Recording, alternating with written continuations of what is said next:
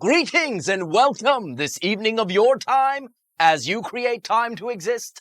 How are you all? Excellent. Oh, thank you very much. And allow me to thank you all for participating in these interactions. We are now, in that sense, at least with me in the forefront, perhaps you can say, completing the first year of, perhaps you can call it, a 9-year arrangement with an option to renew. And much has been accomplished. I thank you all for your willingness to interact with me and with us and with the respective civilizations with which we associate for this period of timing, and for your willingness to begin to put into action many of the ideas that we discuss. For I need not remind you that it is the actions that you perform in your life that make the changes, not the mentalizing, though that does lay down the foundation. So do allow us to begin by allowing you all to applaud yourselves, please.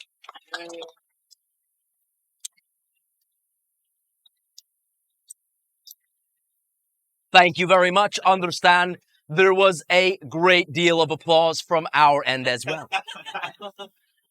We were applauding ourselves, of course.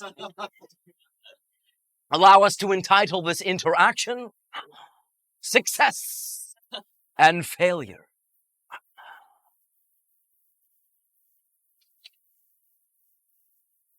Before we begin, we will once again remind you briefly of a foundational idea that has been, shall we say, key or pivotal in our particular explanations to you of creating your own reality.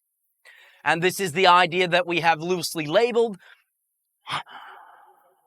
I3DA. Briefly, this refers to clear intention. Intention is, once again, your willingness to establish in no uncertain terms what it is you intend to do. No hoping, no wishing, no praying. Simply, this is who I am. This is what I intend to do. I do not care how long it takes. Nothing will stop me.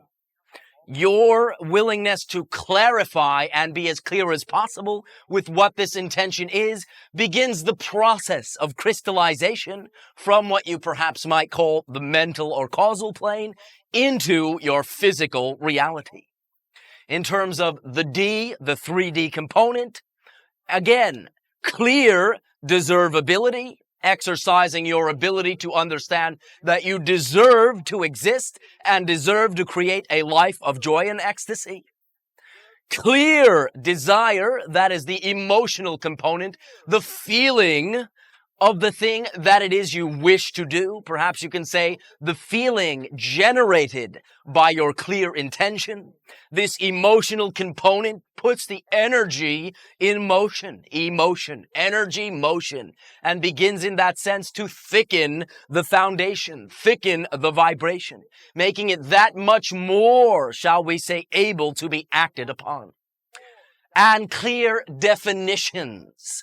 Your definitions, as we have discussed many times, are once again the foundation.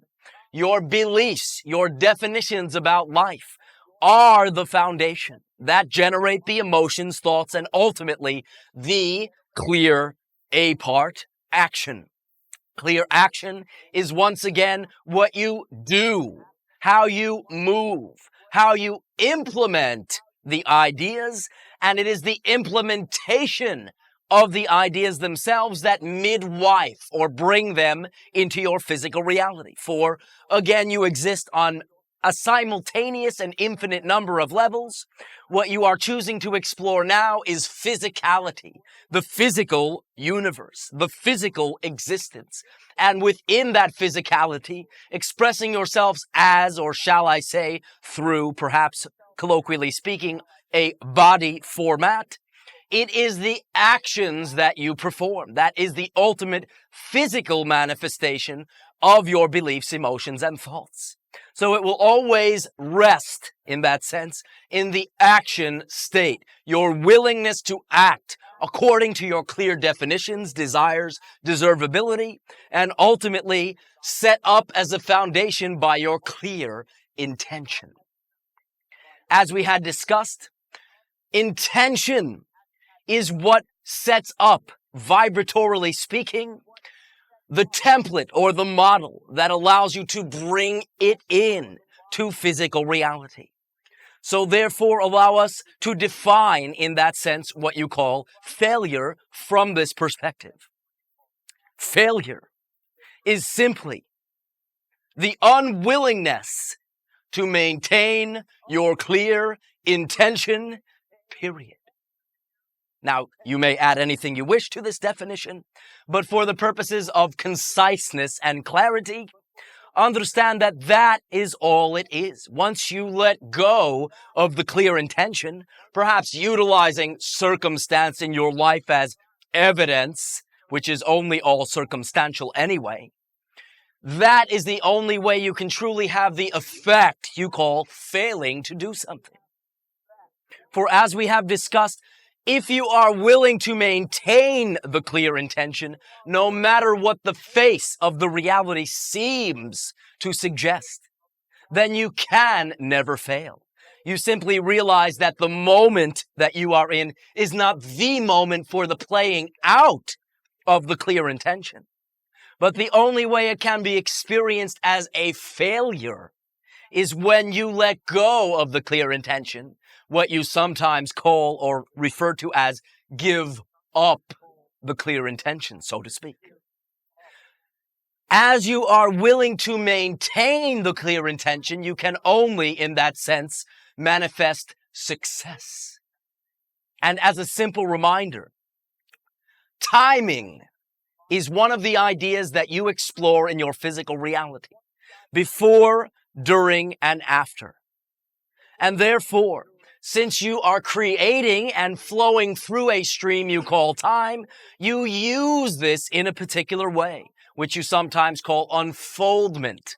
Rather than knowing it all, you unfold, and you experience, and you build, and you accumulate, then you express and experience, having then accumulated all the knowledge and tools to appreciate that expression most fully. So therefore, when something that you clearly intend to happen is not happening in a given moment, you may simply remember that it is timing. You may think on the surface, well, I'm ready for this. Why isn't it happening? The universe doesn't work. I give up. Or you can simply say, well, let me think about this for a moment. Obviously, I still wish to do this. It is something I desire. So therefore, I intend to do it. Obviously, it is not happening now. However, something is happening now. And if I concentrate on the intended thing that is not happening right now, I cannot even see what is happening right now. So by reminding yourself, all right, this is my clear intention. It obviously is not available in this moment, but I have earned this, and I will not, in that sense, give it up. I will, however, maintain it as a clear intention and put it aside. Once you put it aside, maintaining it, fully intending that that will happen, you then open up your vision to what is available in any given moment. Now that you are not obscuring it with what is not available. This is maximally utilizing your timing to your greatest advantage, allowing it to simply be as obvious as possible. What is in this given moment? The only moment I ever experience right now. The clear intention is not available. All right. What is? And the recognition, the willingness to again see what is right in front of you, not what isn't, is by its very definition, regrounding yourself into the moment. You will always find in any given moment, no matter what, if you look, there are choices that are unique to that moment. If you again obscure them by things that are not available, you will make it more difficult to see them. If you maintain the intention and push it aside and allow it to be most obvious, Sometimes, yes, the choices may be between what you consider to be rather mundane things. But it is your assignment that they are mundane that gives you the effect of them being mundane. If you simply understand, perhaps again, to use the example, you have, loosely speaking, in a given moment, 3 choices. I can watch TV, read a book, or take a walk. One of those choices in that moment will stand out as being perhaps a little, perhaps a lot more exciting than the other 2. Your willingness to choose from what is available, with your excitement, with your preference, simply because it's all right to get what you prefer and what excites you, and act upon that particular opportunity, looking at it as an opportunity, but acting on it with integrity. For instance, choosing to take the walk and doing so fully cognizantly, walking down that street, experiencing the grandeur of that unique choice in that moment, literally realigns you to the clear intention. The thing that is not available that you intend to do, but does not seem available in that moment, is most quickly, even according to your timeline, accessed in that example by taking the walk. And until you take the walk, it may not be obvious how that has served you. But once you are willing to allow yourself to function from this perspective and take that walk and dive into that walk and keep your eyes open on that walk, either while you are taking the walk or down the line, it will become completely obvious how that was absolutely instrumental in allowing you to accomplish your clear intention, whether it is subtle or blatant. But this is the idea. When you give up in the given moment because it is not available, that is the only way you can manifest what you call failure. Your willingness in any given moment to simply, again, push it aside and maintain it as a clear intention is success in our particular understanding and definition. And it is no more and need not be any more complicated than this. If you maintain the clear intention, you will accomplish the idea. If you release and give up the clear intention, then you change what you are aligned to. You change what you are dialing into your reality. And if you go back and forth, well, I have this clear intention, I will keep it. A moment comes up where it is not available, you give it up. And then perhaps down the line say, well, I really did want that intention, I'll have it back now. You'll still get the intention, but you slow down the process that you say you wish to come most quickly. So giving up the clear intention on a sporadic basis slows down the process. Taking the walk with full awareness and integrity speeds up the process. For what tells you that the walk is related to the clear intention is the excitement itself. For everything that you are excited about is related. Very often in your society, you will say, well, I am excited about so many things. Oh, this is so confusing. Oh, woe is me. But you may understand that all those things are one expression, multi-dimensional facets, but of one expression of your excitement, which is the vibration that tells you who you chose to be in the most blatant and obvious of terms. That is why you have excitement. When you, shall we say, interpret your excitement through negative terminology, through what you call doubt, which is truly misplaced trust, you experience it as anxiety. But anxiety and excitement are the same energy, one being interpreted in the positive, aligning fashion, and one being interpreted, the anxiety, being interpreted through negative and doubtful, or again, misplaced trust fashion. Therefore, you have it all right in front of you. literally in every given moment. And the only thing that makes it appear that you do not is not looking at what that moment holds and not thinking in the terms of the fact that what is in that moment is unique to that moment. Well, you can say, I took the walk yesterday. That is one way to look at it. But this walk is a completely different walk. And if you take this walk with that attitude and understanding that these choices are unique to this moment and the results of these choices will be unique to this moment as well, you will then take a completely different walk. And you will find that your life begins to feel fresh rather than stale. Our particular perspective is that everything is anew. Everything is experienced, so to speak, as happening for the first time. This allows an eagerness, a fascination in attitude, in orientation. It is quite contagious and it is quite simple to adopt or adapt. It is up to you. Therefore, you can always consider yourself successful by maintaining your clear intention and not allowing the circumstance of your reality to, so to speak, quote unquote, talk you out of it.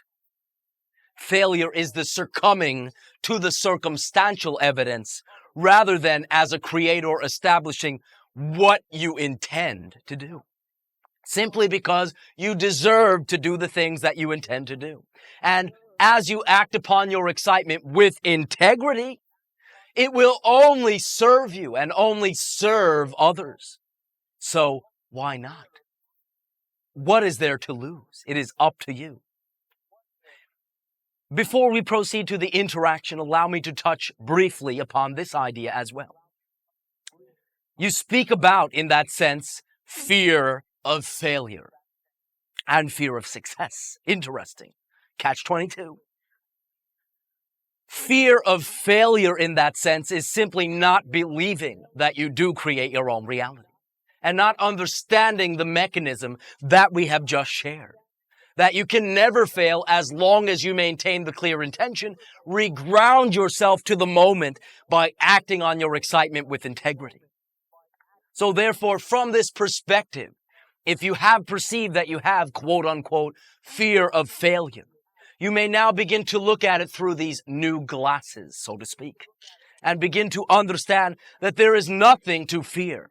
One of the reasons that your, shall we say, intention sometimes is not immediately available is because the tools and resources that you need to fully experience it are not yet there.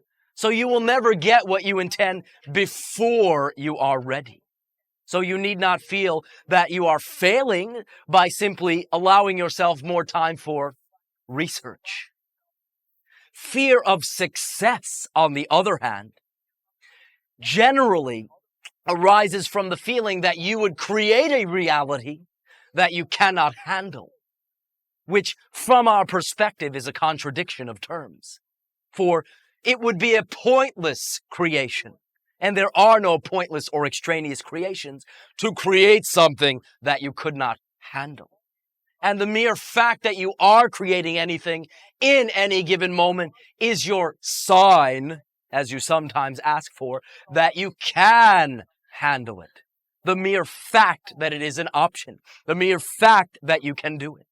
So realigning to this idea that you cannot experience, sometimes you, shall we say, put this in your slang terminology, an idea before its time. It simply is not possible. When the idea is forthcoming, that is the time. Obviously. Otherwise, there would be pointless and extraneous creations. And if you think about that, it simply would make no sense. Therefore, you need not fear failing if you maintain your clear intention, and you need not fear success if you understand that you only create according to the timing in which you can handle and, in fact, express and appreciate most fully whatever it is you are creating. On that note, I once again thank you all for your blazing successes that you sometimes call failures. But from our perspective, nothing is extraneous, and nothing you can do will result in a lack or stoppage of your growth. You will always grow. This is one of the, shall we say, fascinating aspects of infinite creation and fascinating aspects of individuality. You already, always contain it all, and yet you will always, simultaneous, I understand this seems contradictory, be expanding and growing forever and ever and ever and ever and ever and ever and ever and so on and so forth. Scooby-Dooby. Therefore, in appreciation for your willingness to interact with us in this manner and stand up and sometimes pick yourselves up by your own bootstraps, though many of you do not wear such boots, I thank you and ask you now how we may be mutually of service to each other. Shutting. Ace, a loud one. Elan, two examples of the same thing. All right. I've often experienced life as like Tarzan going through the jungle and grabbing vines. All right. It seems like everything's just flowing right along and I'm going in the direction that I choose. And all of a sudden, no vine. I'm way out in left field and I must have chosen the wrong vine. Oh, no. Now, what I experience is a process or a necessary process to get back into the flow. Now, is that process necessary, or is it my judgment about having made what I perceive to be a mistake the cause of that sense of there has to be a process to get back in sync? In general, it is the judgment. But understand, using your analogy of swinging vines, there may simply be a, shall we say, periodicity of timing whereby you will simply hang out. Perhaps you can say, waiting for the next vine to swing your way. And what will allow you to see that next vine most clearly is the willingness to keep your eyes open for it and keep your eyes open to what is right there in front of you on the vine you are hanging on. Thank you very much. Oh, thank yourself. And the other example is I have experienced when I've done something that's out integrity or that's not consistent with what I feel to be the highest and best use of my time, I have experienced like being surrounded by an energy, a yucky energy, as though there were beings around me that did not reflect my highest and best intentions. That is your perception of the judgment itself. That again is judgment. Nice. Okay, and so it's always the self-imposed judgment that creates this sense of dissonance or this sense of being out of sync with oneself. Ace, but allow me to point an aligning fact out to you and think about this. In order to even have the recognition that you have done something out of integrity, are you all listening? Oh, thank you. You must be within your integrity to notice it. For you must be outside the framework in order to see the framework itself. So once you are outside looking, so to speak, back at it from the perspective of being within your integrity, you can rejoice that you have snapped back to your integrity or sit and judge yourself for having been out of it. But in seeing I was out of integrity, you are seeing it from the perspective and viewpoint of integrity itself. Does that make sense? It does. Thank you. Oh, thank you. Ace. Greetings and Happy New Year. And to you. Thank you. I had a communion recently with an angel that identified themselves as Gabriel. All right. And did you enjoy yourself? Oh, very much so. Oh, thank you. This angel talked to me about my connection to the Alturas and Alcyon energies, and then placed what they refer to as the Holy Grail in my second chakra. In a sense, yes. Can you tell me what the significance of that is, the symbology of the Holy Grail? What is your understanding of your second chakra? The creative, the source of my creativity. The creation that will do. Understand this to be the cup that can never empty, that constantly, all right, overflows, that is never ending, and plug that in. You have, in a sense, sometimes colloquially you call it, made a breakthrough in understanding that you need not put a cap on your creativity itself.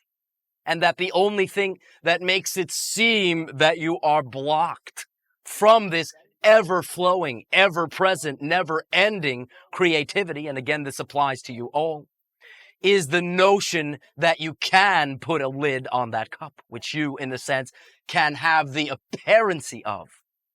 But the cap is a creation from the cup itself. Therefore, your perception that there is such a thing as a block is the only thing that creates the effect of a block. Does that make sense? It does make sense. Do you understand where you still impose a block upon yourself?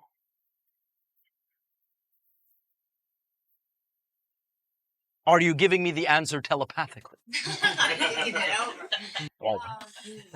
I believe that I do. I just Do you see where you are now exploring opening up rather than contracting and closing down?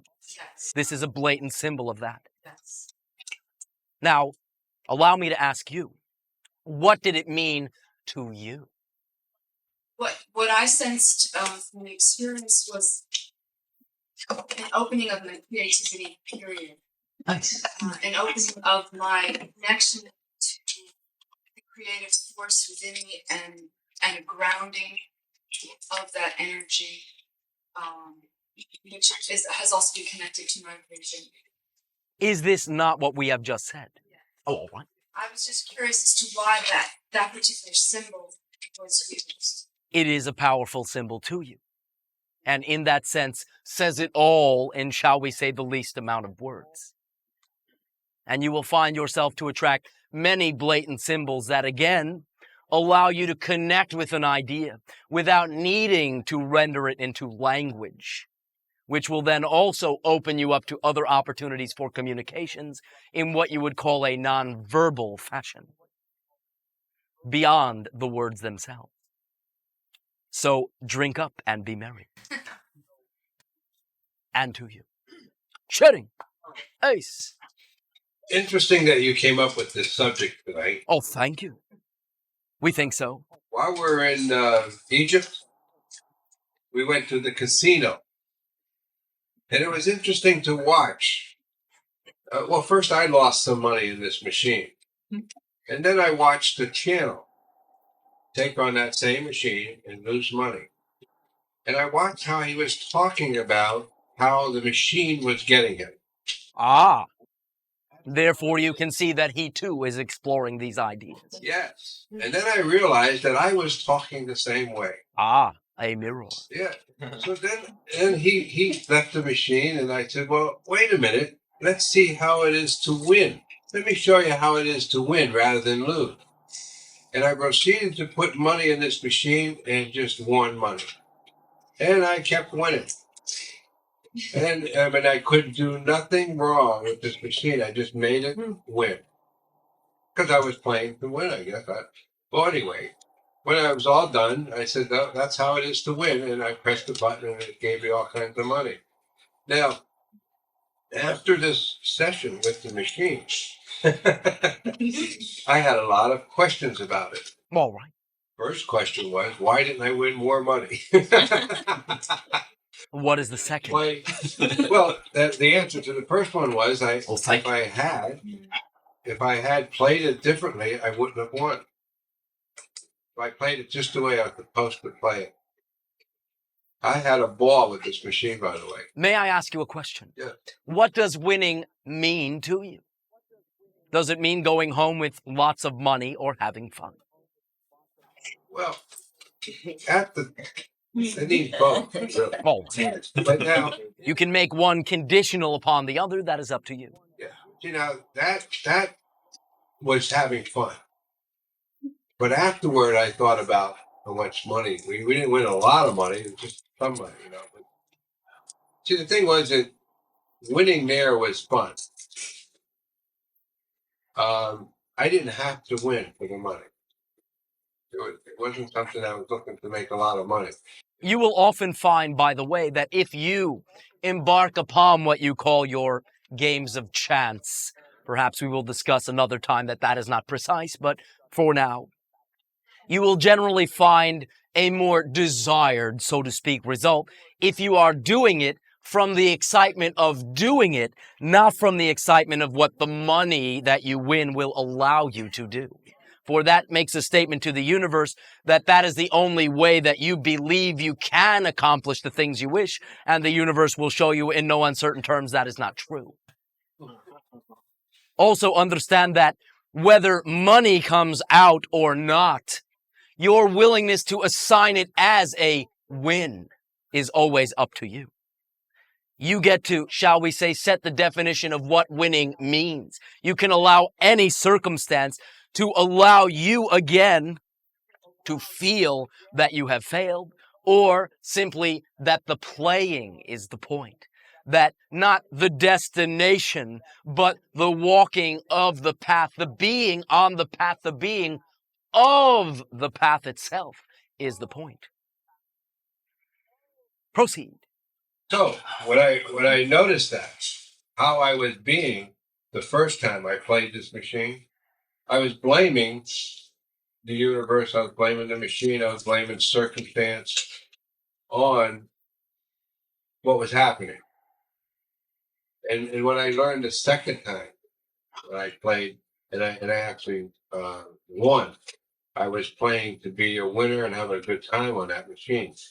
You see, it wasn't the money I was after. It was having to win, as you say. Well, you were also having some fun with a channel who chose not to win money in that sense, though perhaps not consciously. So that was a great experience. Oh, thank you. I think I found it. Do you understand the overall concept, however? Yes, always. See, I won both times. Ace. Yeah. Exactly. That was the biggest win, realizing that I won both times. All right. Thank you. Shutting. Ace, male, then female. Tonight you talked about the importance of having clarity of vision. Ace.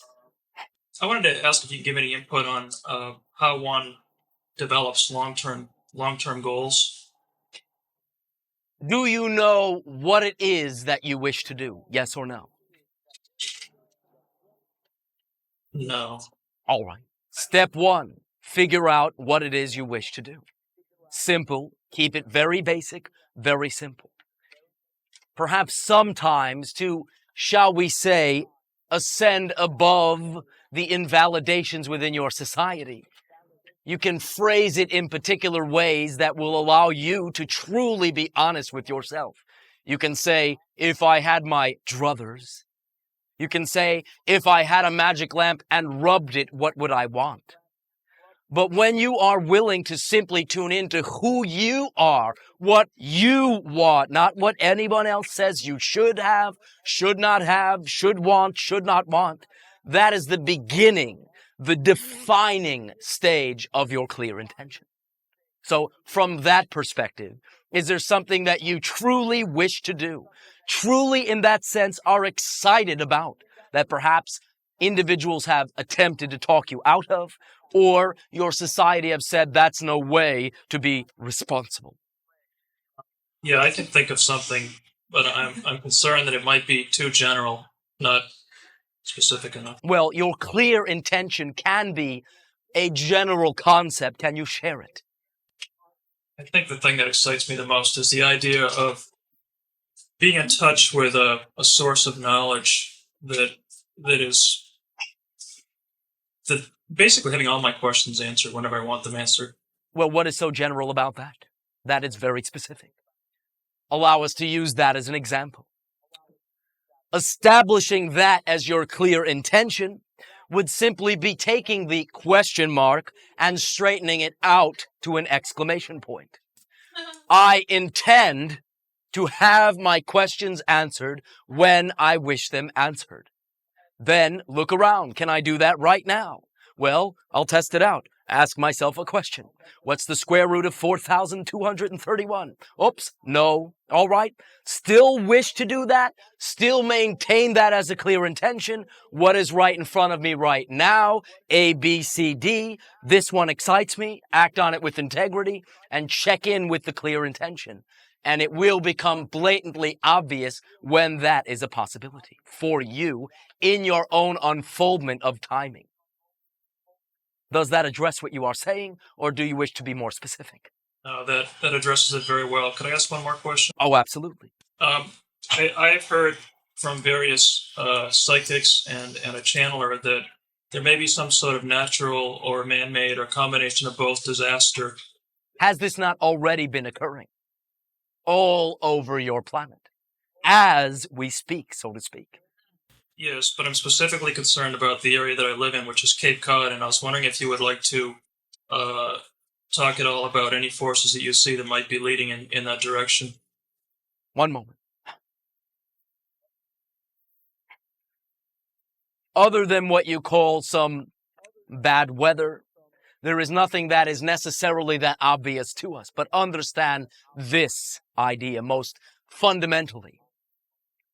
If your intention is of love and light, service, unconditional willingness to be spontaneous, and not to be wiped out, then you may understand that by proceeding with that, shall we say, demeanor, you will be expressing through your actions a type of creation where even if such a thing were to occur and you were standing right in the middle of it, it would not touch you.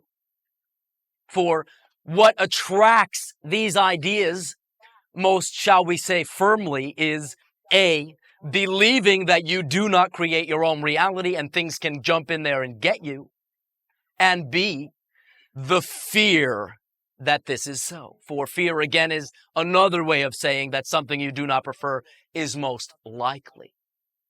So the having of the fear is all well and good and is an opportunity to glean much information. Our suggestion would be to not act with the fear as a foundation, for you can explore all the thoughts and all the perspectives you wish. It is the thoughts and perspectives that you act upon, that you act with those thoughts as a foundation that creates. So look at all these ideas within you and allow them to serve you.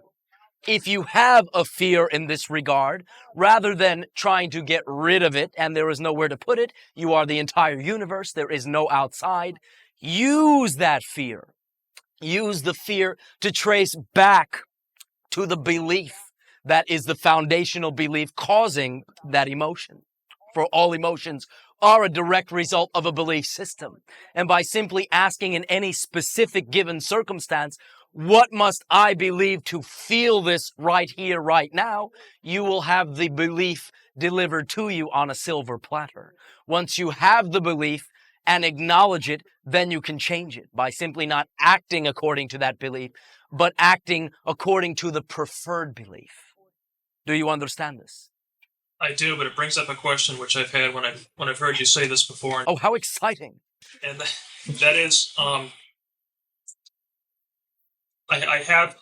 could identify a belief that I have by going through the process that you just described. All right, go right ahead. And I'm concerned that I guess I have a conflict in me. I think what you're saying is that basically, if I choose another belief that makes me feel better, what if that... Not in denial of the initial belief, in full acknowledgement. Once you've acknowledged a belief, and you know you also contain the preferred belief, part of that acknowledgement is understanding that both beliefs are true and real, and that you get to choose between them. The only thing that gives the non-preferred belief more weight is not fully acknowledging it. But once you acknowledge it within you and understand, okay, this is idea A. I believe this. This is idea B. Completely contradictory, but I also believe this. You can understand that the only thing that will determine your effect from it is your choice. And also extrapolating how a person with the unpreferred belief would act, but giving yourself the same benefit of seeing how a person with the preferred belief would act. Those actions will be blatantly different. And therein lies the key to choosing the preferred belief, acknowledging the old belief and performing the actions consistent with the new belief, understanding that they are both true. Not, this one makes me feel better, so I will throw that one out. No. Full acknowledgement. Proceed.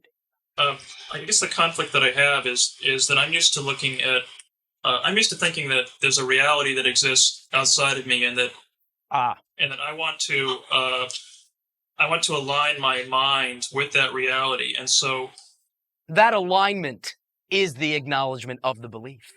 But understand the paradox in what you are saying. You are speaking about an objective reality that empirically exists. Right.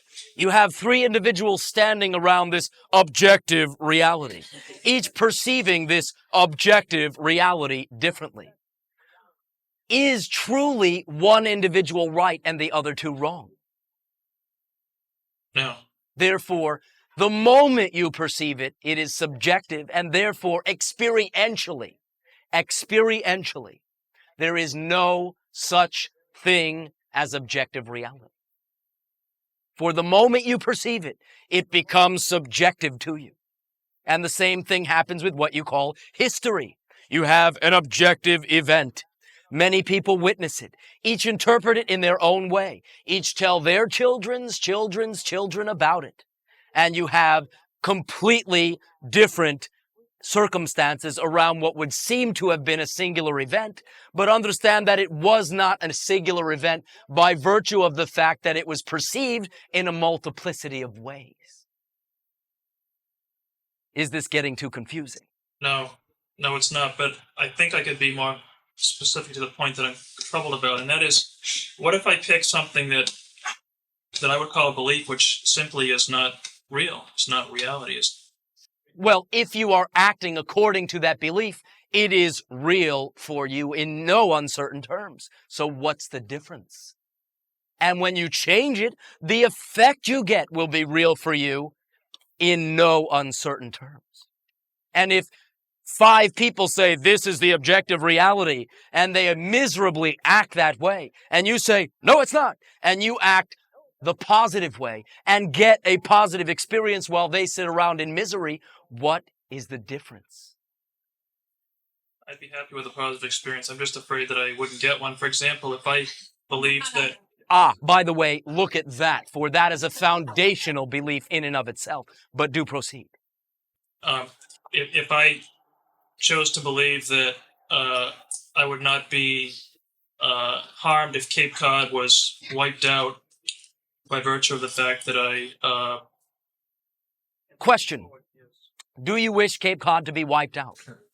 Not at this time. Would a person who did not wish that... All right.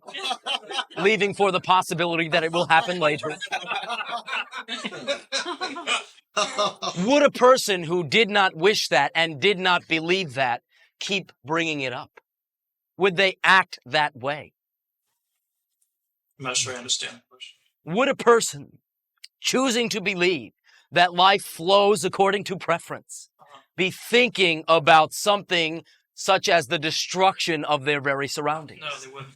Therefore, begin to look at when you do that in that moment you are acting mentally, perhaps, according to the unpreferred belief. Yes. Acknowledge it. Pat yourself on the back. It's all right to feel that way. But remind yourself and realign with the person you prefer to be. And in your imagination, project what that person would be thinking. At least add that into the pot.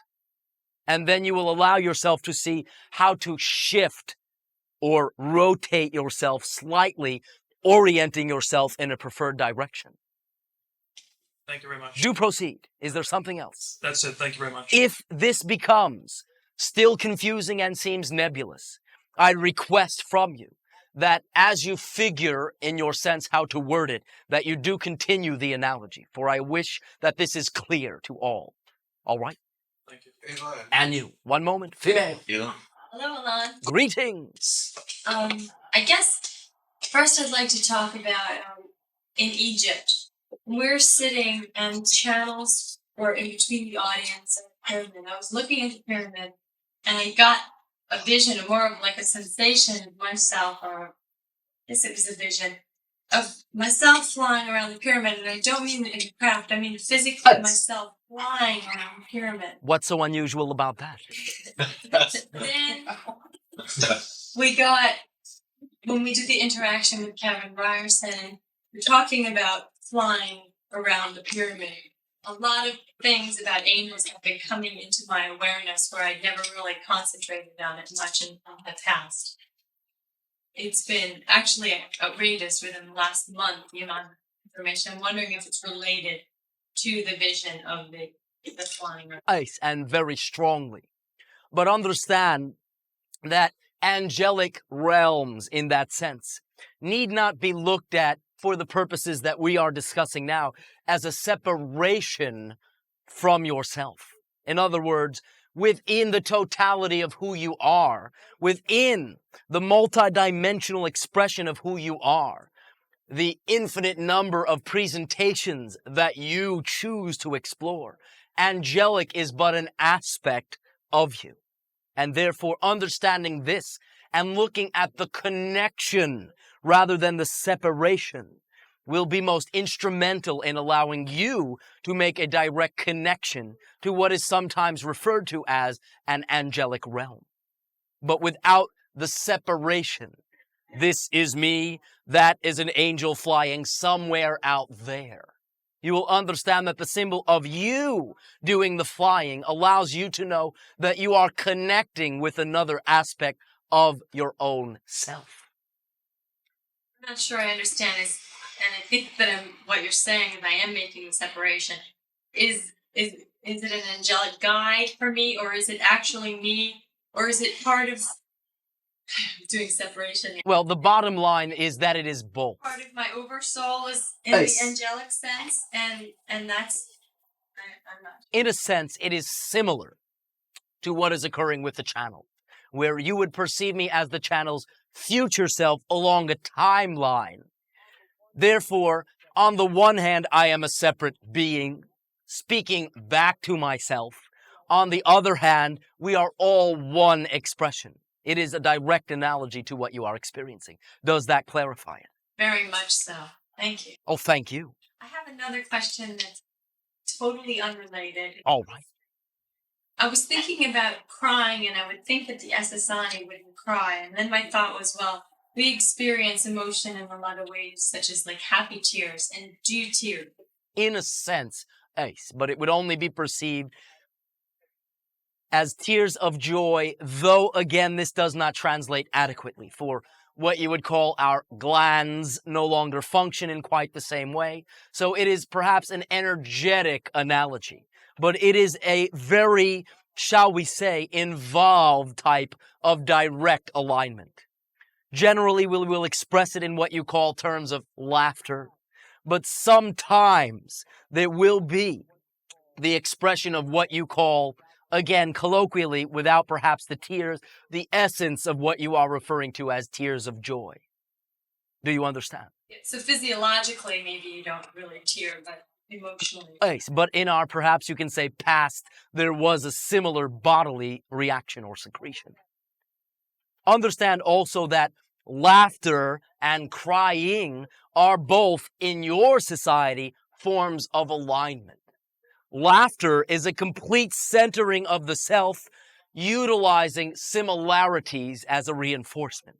What you call crying in general is, again, a complete centering and alignment, utilizing differences. If this translates. Is that all? Well, one other question. You're on a roll. It's all right. How much of Bashar is still coming? There is still a strong degree of connection and involvement. And interestingly enough, this has not been, shall we say, asked yet. But the idea is, though you would perceive me to be on a solo run, this is only partially accurate. What you call Bashar still facilitates in these interactions, still facilitates the link. But as Andrew clarifies his connection through the actions and embodiment of what I am sharing in his life, he will begin to remove, shall we say, the middleman.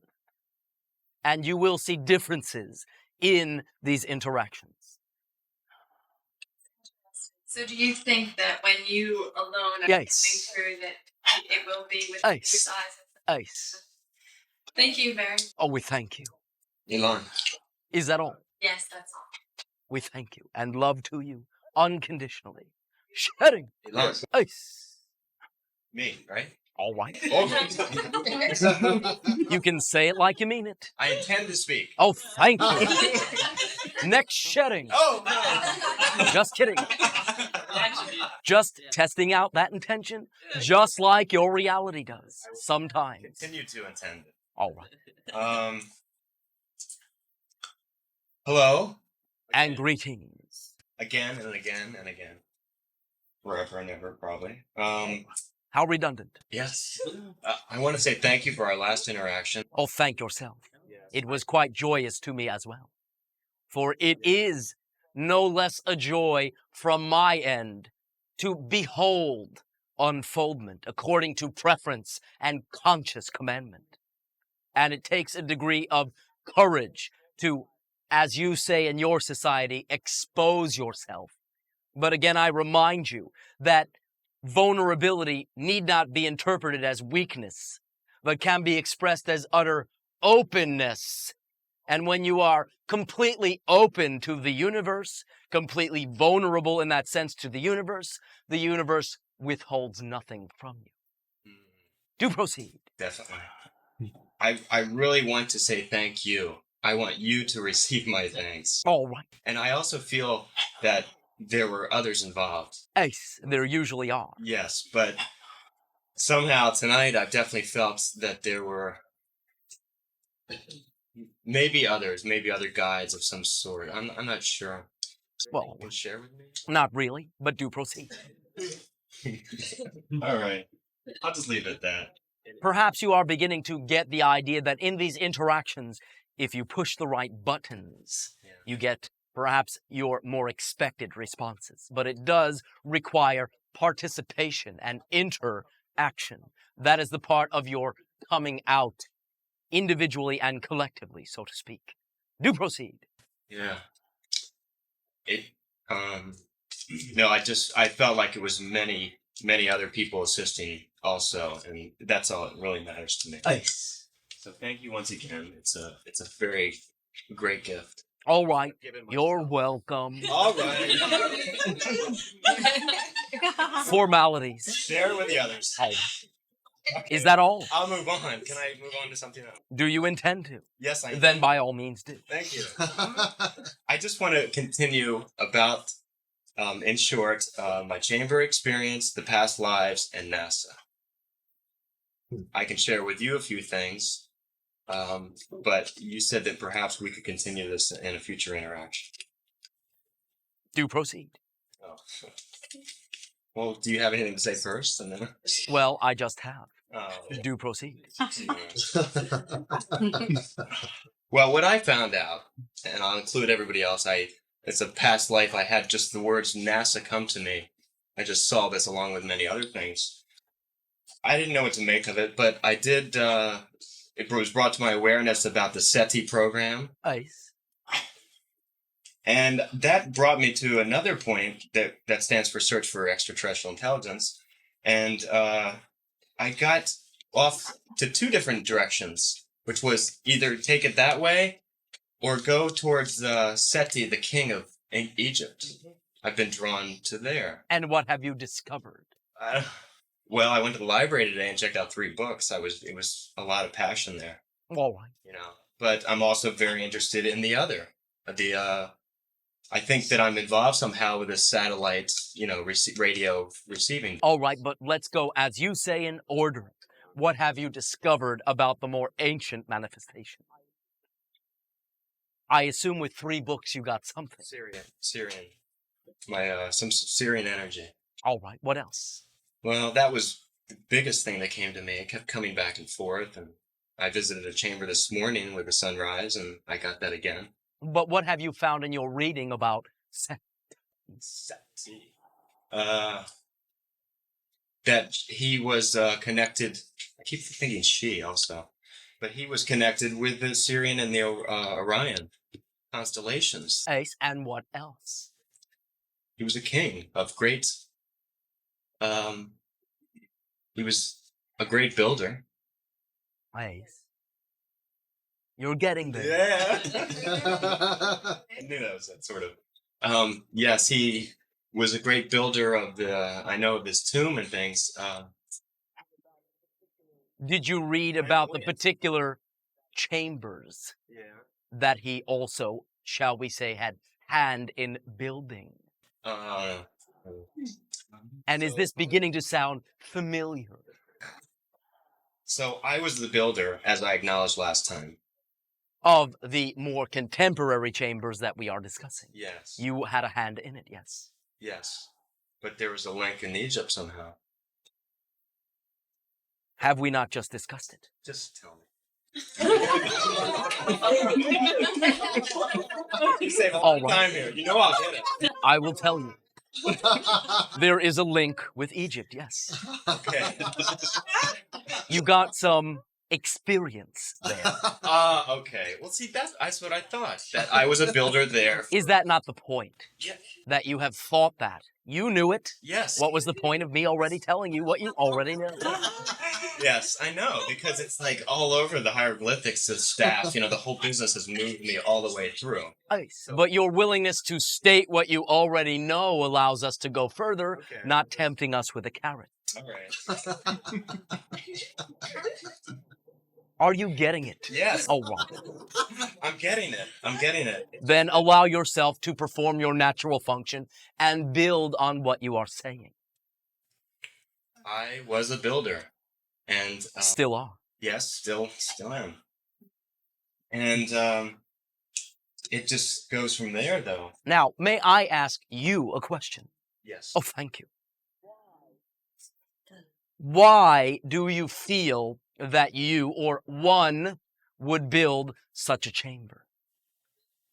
The more recent chamber here. Pick one. Okay. Why? Well, I was a priest for spiritual balance, Balance. All right. Proceed. I would build it to be in touch with the other outer forces, energies in the universe. All right. How about inner energies of your planet? Oh, yeah. How about grounding to the very planet itself? Yes. Setting up an elaborate, shall we say,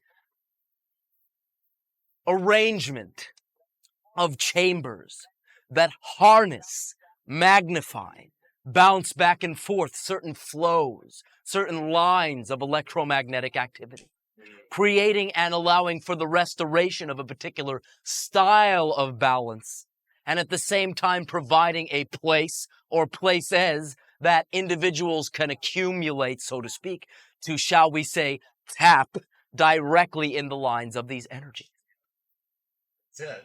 Oh, thank you. That's like so moving to me, because it's like, that's What you already knew. I know, but it's what I always dreamt of, and I not dreamt of, but just May I ask you a simple question? it seems so easy. Yeah. When will you be willing to validate yourself? I do validate myself. Oh, thank you. I've been learning how to greatly in the past 2 days. Oh, And it's yes, I will. You have been, and I was not suggesting that you haven't been, but understand that the game that we sometimes play is simply you phrasing outside of yourself knowledge and, shall we say, bending the exclamation point into a question mark, the other way around. But you do not need external validation. Your willingness to simply say, this is what I feel, therefore this is what is correct for me, therefore I will again step into action according to this, allows you to proceed from this point forward, to continue your, shall we say, fun. Already built, now use what you have made in whatever way your imagination provides to you with joy and fun and excitement. I understand that. How can I share that with the rest of the world? When will you? When will you invite some friends and share what you are finding? Sure, now, anytime. Well, all right, issue the I feel like invitation. it's bigger than that. Like, we're talking ley lines, healing of the planet. Bigger than what? Bigger than your friends? No. Oh, all right. Say it would behoove you to start somewhere. When you become a vibration different from the vibration that you have heretofore been, you begin to attract around you individuals of like vibration. At first may perhaps be presented as a small nucleus, but as you are willing to continue upon acting according to that clear intention, more and more individuals are so attracted.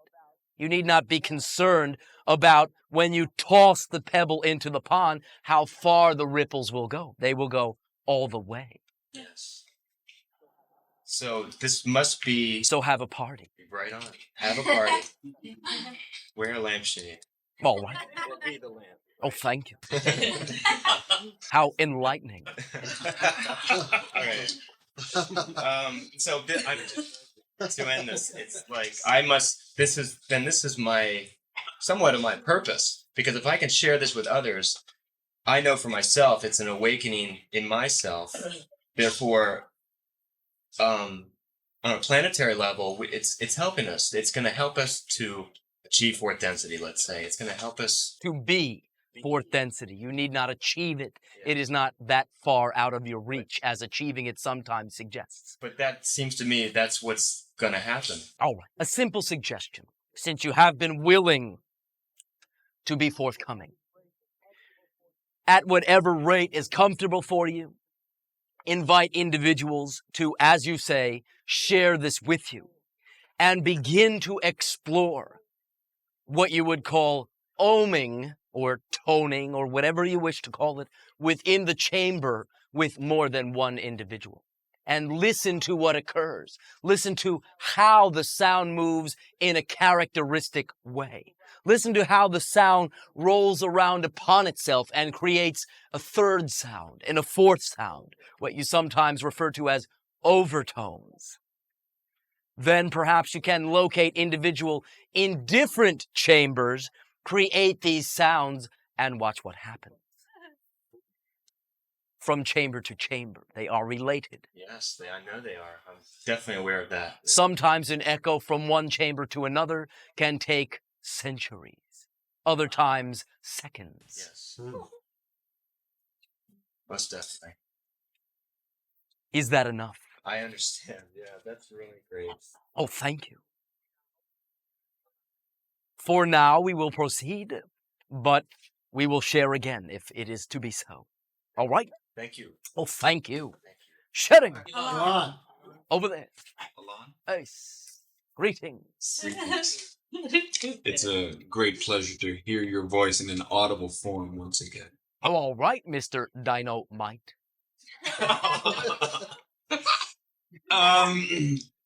While we're talking about being fourth dimensional beings, Oh, were we?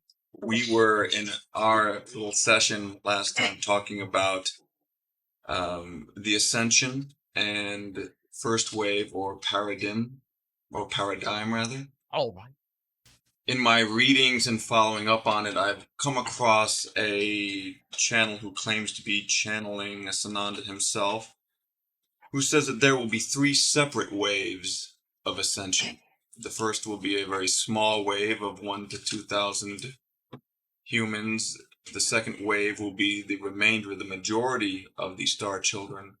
And the third wave will be the catch-all, trying to draw as many of those who are left, who are willing, to the final level of this ascension. All right, that is one way to look at it, but it is rather a separated way. But do proceed. Well, that was my question. This person claimed when they wrote this material in 1990 that within the next 5 years, and probably within the coming year, being 1990 to 1991, that the first ascension would be taking place. In a sense, were you to play with this particular terminology, and we will simply not refute someone's truth, but our particular perspective of the greatest initiation of, if you wish to call it, a wave of this energy, would have began in what you call your 1987 year. But do proceed. They claimed that the result of each wave would be that the individual entities or people who did make the ascension would be offered the opportunity to either return to the planet as ascended masters or return to the distant stars. Or do you mean by ascension ascending and bringing the body with them? Yes, that is not our perception of the purpose of this type of transformation. For that, in a sense, is a negation of the physical reality that you are choosing, remember, to experience. Not grow out of, not graduate away from this grade to this better grade, but begin to get comfortable, literally, in your skins, ascending into your choice to be physical and then proceeding to express that physicality through preference, choice, excitement, ecstasy. That is our particular perspective. This person claimed that the individual people with their body would be removed to some of the mother ships, given a training session of an extended period of time, and then would return with their body back to the planet. In a sense, perhaps you can say this somewhat localized effect does occur, but not exactly in that way. So you don't see this as happening to, say, 1,000 to 2,000 people in a particular moment at some point in the future? Not in the way that you are describing through that particular terminology, no. But again, perhaps what you are perceiving is interpretations of an overall idea of ascendancy into physicality. Generally, ascendancy will denote out of or away from physicality. So the overall idea of ascendancy is interpreted in that mode. Our particular understanding is, again, the coming of age, the coming of, in that sense, the willingness to express, to ascend into a more expanded form of physicality by choice. Very often built into the idea of ascension as leaving is, again, wishing to escape that reality. And in that particular frame of thinking, we are not in agreement. That would be, in a sense, denying the very purpose of creating this reality. Yes, they were stating that they sincerely hoped that those people that were in the various waves would return to the planet and live as an example of... Now, this is what we mean by in some form this does occur. But from our perspective, when it occurs by choice, not from the individuals wishing to escape to some place better, to learn something better, to then come back down here and share that. But individuals who have chosen to be here, perhaps you can say taking an excursion, making a few connections, opening up a few ideas within them, and then returning to get down to the business of what they have already chosen to do. A far different flavor from my perception of how you are presenting this. Well, yes, I would tend to, I accept, and that makes a great deal of sense to me. But you do not, as a society, need saving from individuals who will uplift you. And what is meant by upliftment is not that someone else will raise you up. It is meant that you will choose to raise your own vibration and then from our extraterrestrial, so to speak, perspective, meet us halfway, not be beamed up all the way. The second half of their claims were that those who had made the transformation within themselves would then be moving about on the planets as an example, creating miracles, and creating much havoc. Not in a negative sense, but in a very positive sense, being outrageous, as they described it, as some of us tend to be. Do understand, again, to some degree, not perhaps a degree that individuals are led to believe, this type of thing does occur. However, it spontaneously occurs through individuals who have no knowledge and no understanding of extraterrestrial sources whatsoever. It is simply an expression of what you sometimes societally refer to as the second coming, but not through a single individual. The Christ within each and every one of you, beginning in that sense to be expressed. And that is all there is to it. So you see that it's more of a gradual process rather than a particular point where... Well, it can be quite sudden. But what I am saying is there is no need to touch into an extraterrestrial source. It is within you. It is an allowance. Some individuals will use an extraterrestrial source as a trigger or a key to remind themselves and allow themselves, or as a catalyst, so to speak, to express this. But it is not in any way, shape, or form necessary, and far more individuals will simply express it in a grounded, earthly sense. Do you see that transition taking place with pockets of individuals and building in number? Yes, it has been again since your 87 year, and is, shall we say, occurring more rapidly, again, societally speaking. Yes. In my meditations, I have been mulling this over considerably, and have been getting enormous feedback when I concentrate on the concept of a doorway. A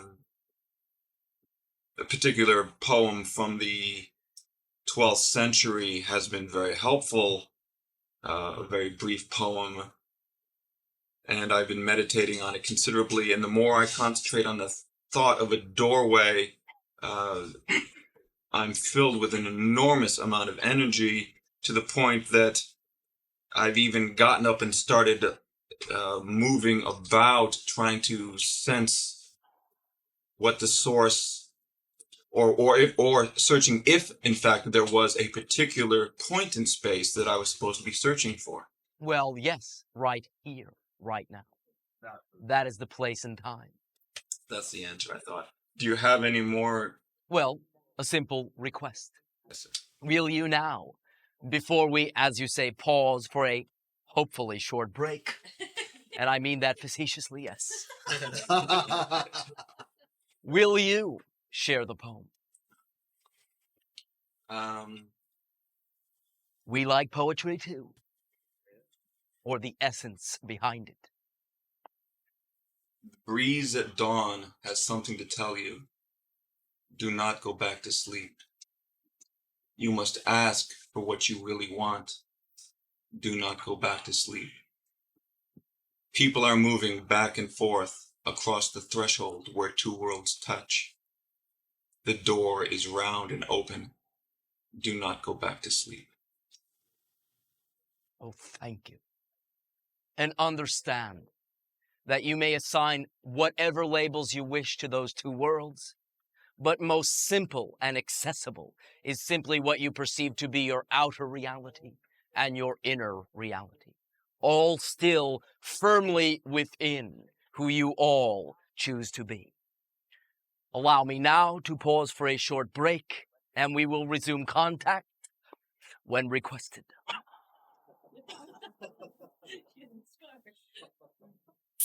Allow me to say, before we continue, 'twas the day or night after Christmas, and everyone was stirring and having a good time. We had discussed briefly prior to your break the idea, and perhaps this is timely with your holiday or holy day, of the second coming, and discussed that this second coming, so to speak, would not occur through a single individual, though it may be expressed by single individuals, but would be the expression of that energy, the Christ energy within each individual. Now, allowing an expression in a more full way. Allow us, before proceeding, to, shall we say, define just a little bit more the idea of how this would present itself, and at the same time maintain complete and utter simplicity. For it really boils down to three overall ideas, which again have many branches and many, shall we say, offshoots. But basically, three ideas will embody the Christ within you, will allow you to know if you are acting from that particular aspect or center of your being. Number one will be unconditional love itself. For the Christ energy that we are discussing with you now is unconditionally loving, as it is a direct reflection of what you call God, of all that is. And all that is the embodiment energy, so to speak, colloquially speaking, of unconditional love itself. So expressing that in your physical reality through what you consider to be your personalities takes the form of being willing to express unconditionality, unconditional love. No conditions. I will love you, period. I may not particularly like what you are doing, but I will love you. I will understand you have the right and reason. I may not choose to interact with you, but I will not forsake you for who you choose to be. Simply establish an alignment. I agree, I do not agree, and have it be all right either way. That is unconditional love.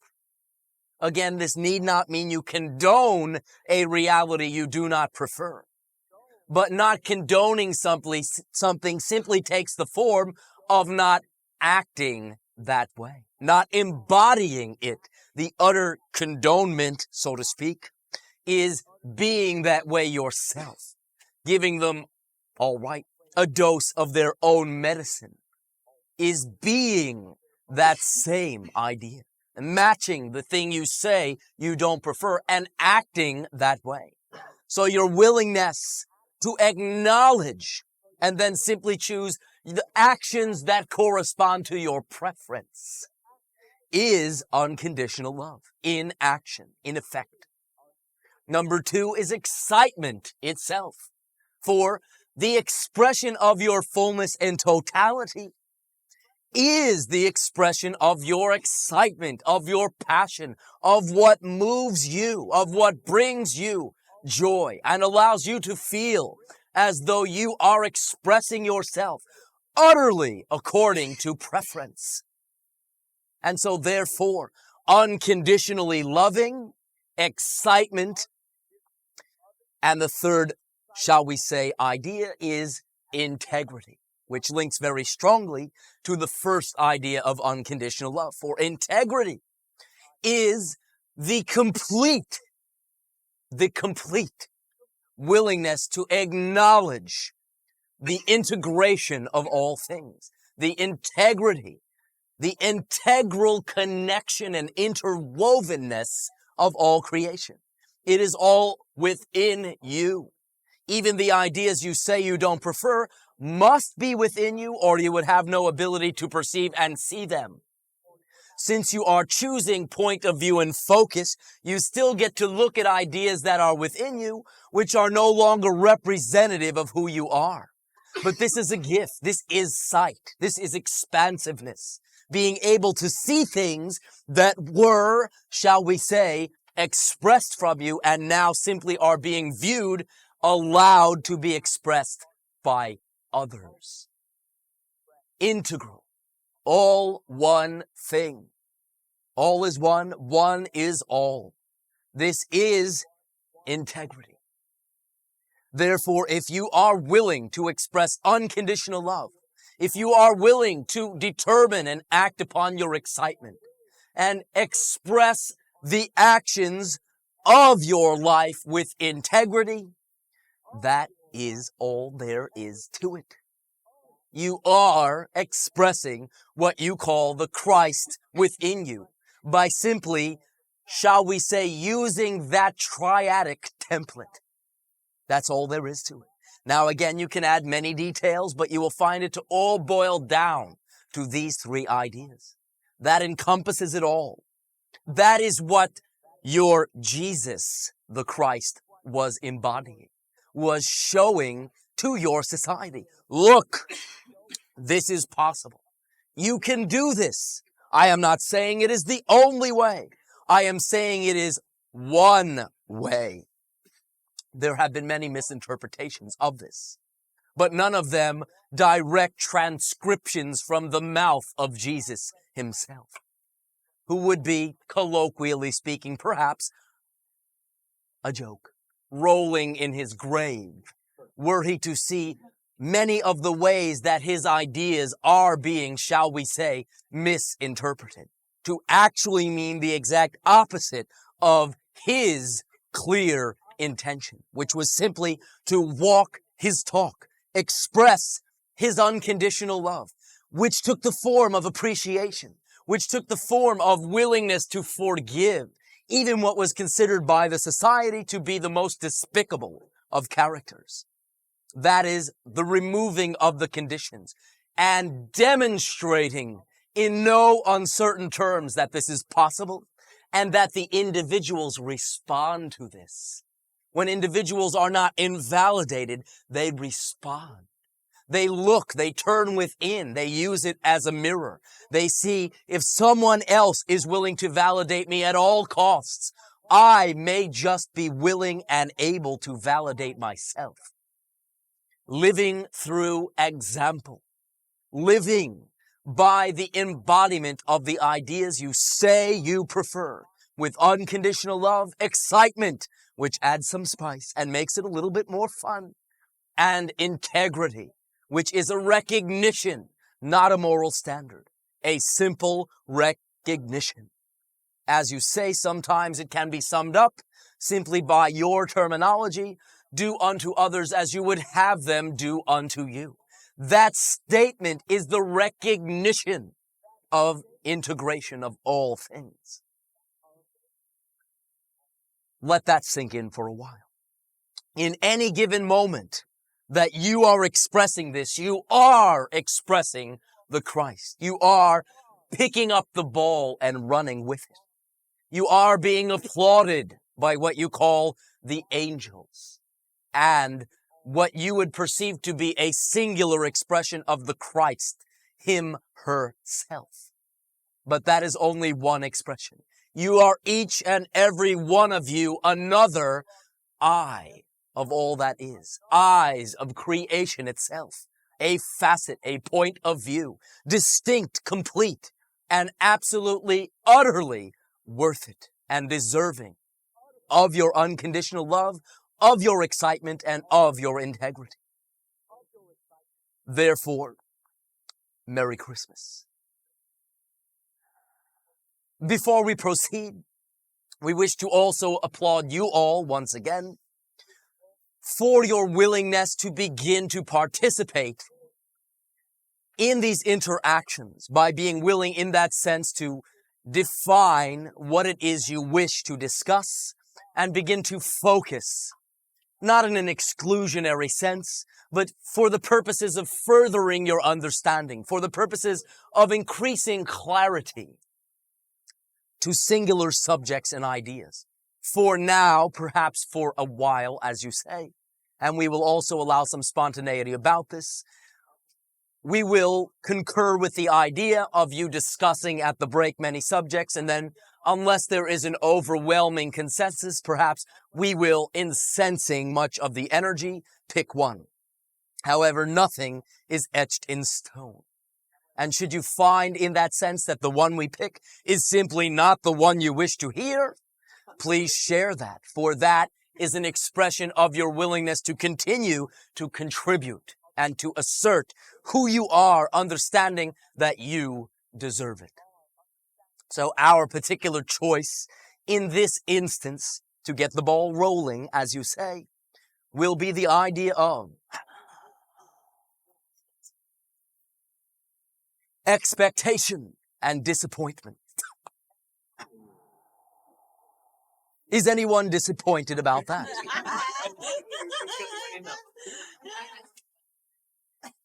All right. I will take that as a no, and it simply does not matter, for when it was stated, there was, in that sense, a consensus reached. Therefore, again, if someone disagrees with this, all well and good, simply stand up and speak.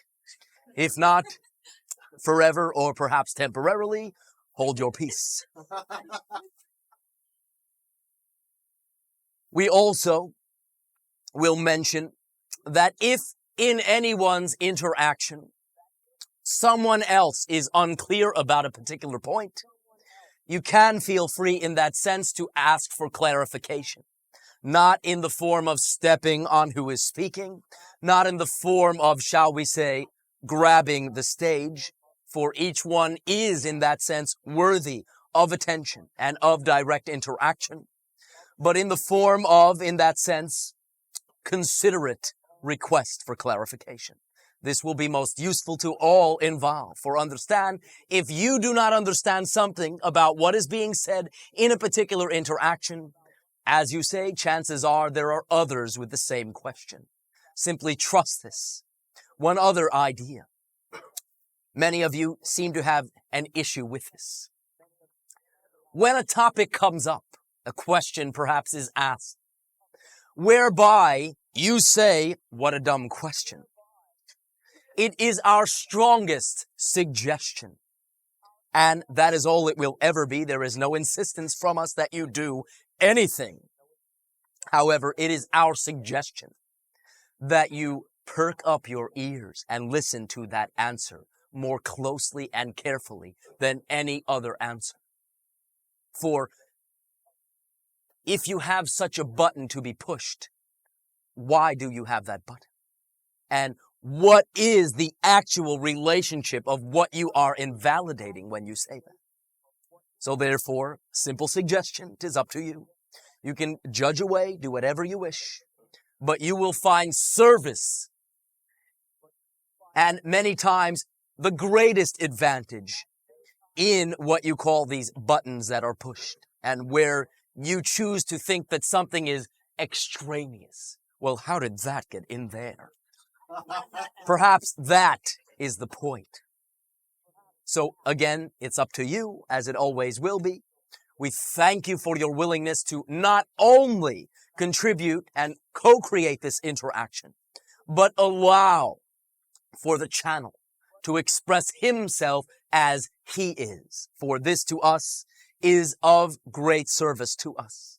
As any particular channel begins to embody and begin to take responsibility for who they are, it makes it that much more, shall we say, easy and flowing and simple for us to express that much more through that channel. There are no conditions upon our arrangements, and there are no conditions upon our agreements with channels. But there are certain facts to how things unfold. And again, the more a channel chooses to act and embody what we are speaking of, the more of like vibration can be created for us to match and then therefore ease and increase the flow of our communications, the clarity of our communications, and interestingly enough, the amount of information that we can bring through. which again, as a channel, embodies, not talks about, not says it sounds nice, but embodies what we are saying, that much more can we then slip in things which the channel would seem to not know, which is of great desire to many of you, and as well, no less, believe me, to the channel. That we can now begin to bring in information which may seem on the surface to be quote unquote new.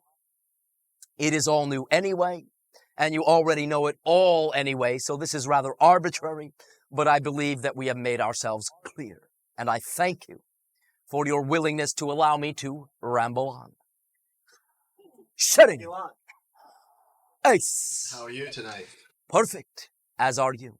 Thank you very much. I have a number of questions, or two, I should say. Oh, Well, I won't put a number on them, but I'll just ask. you just did.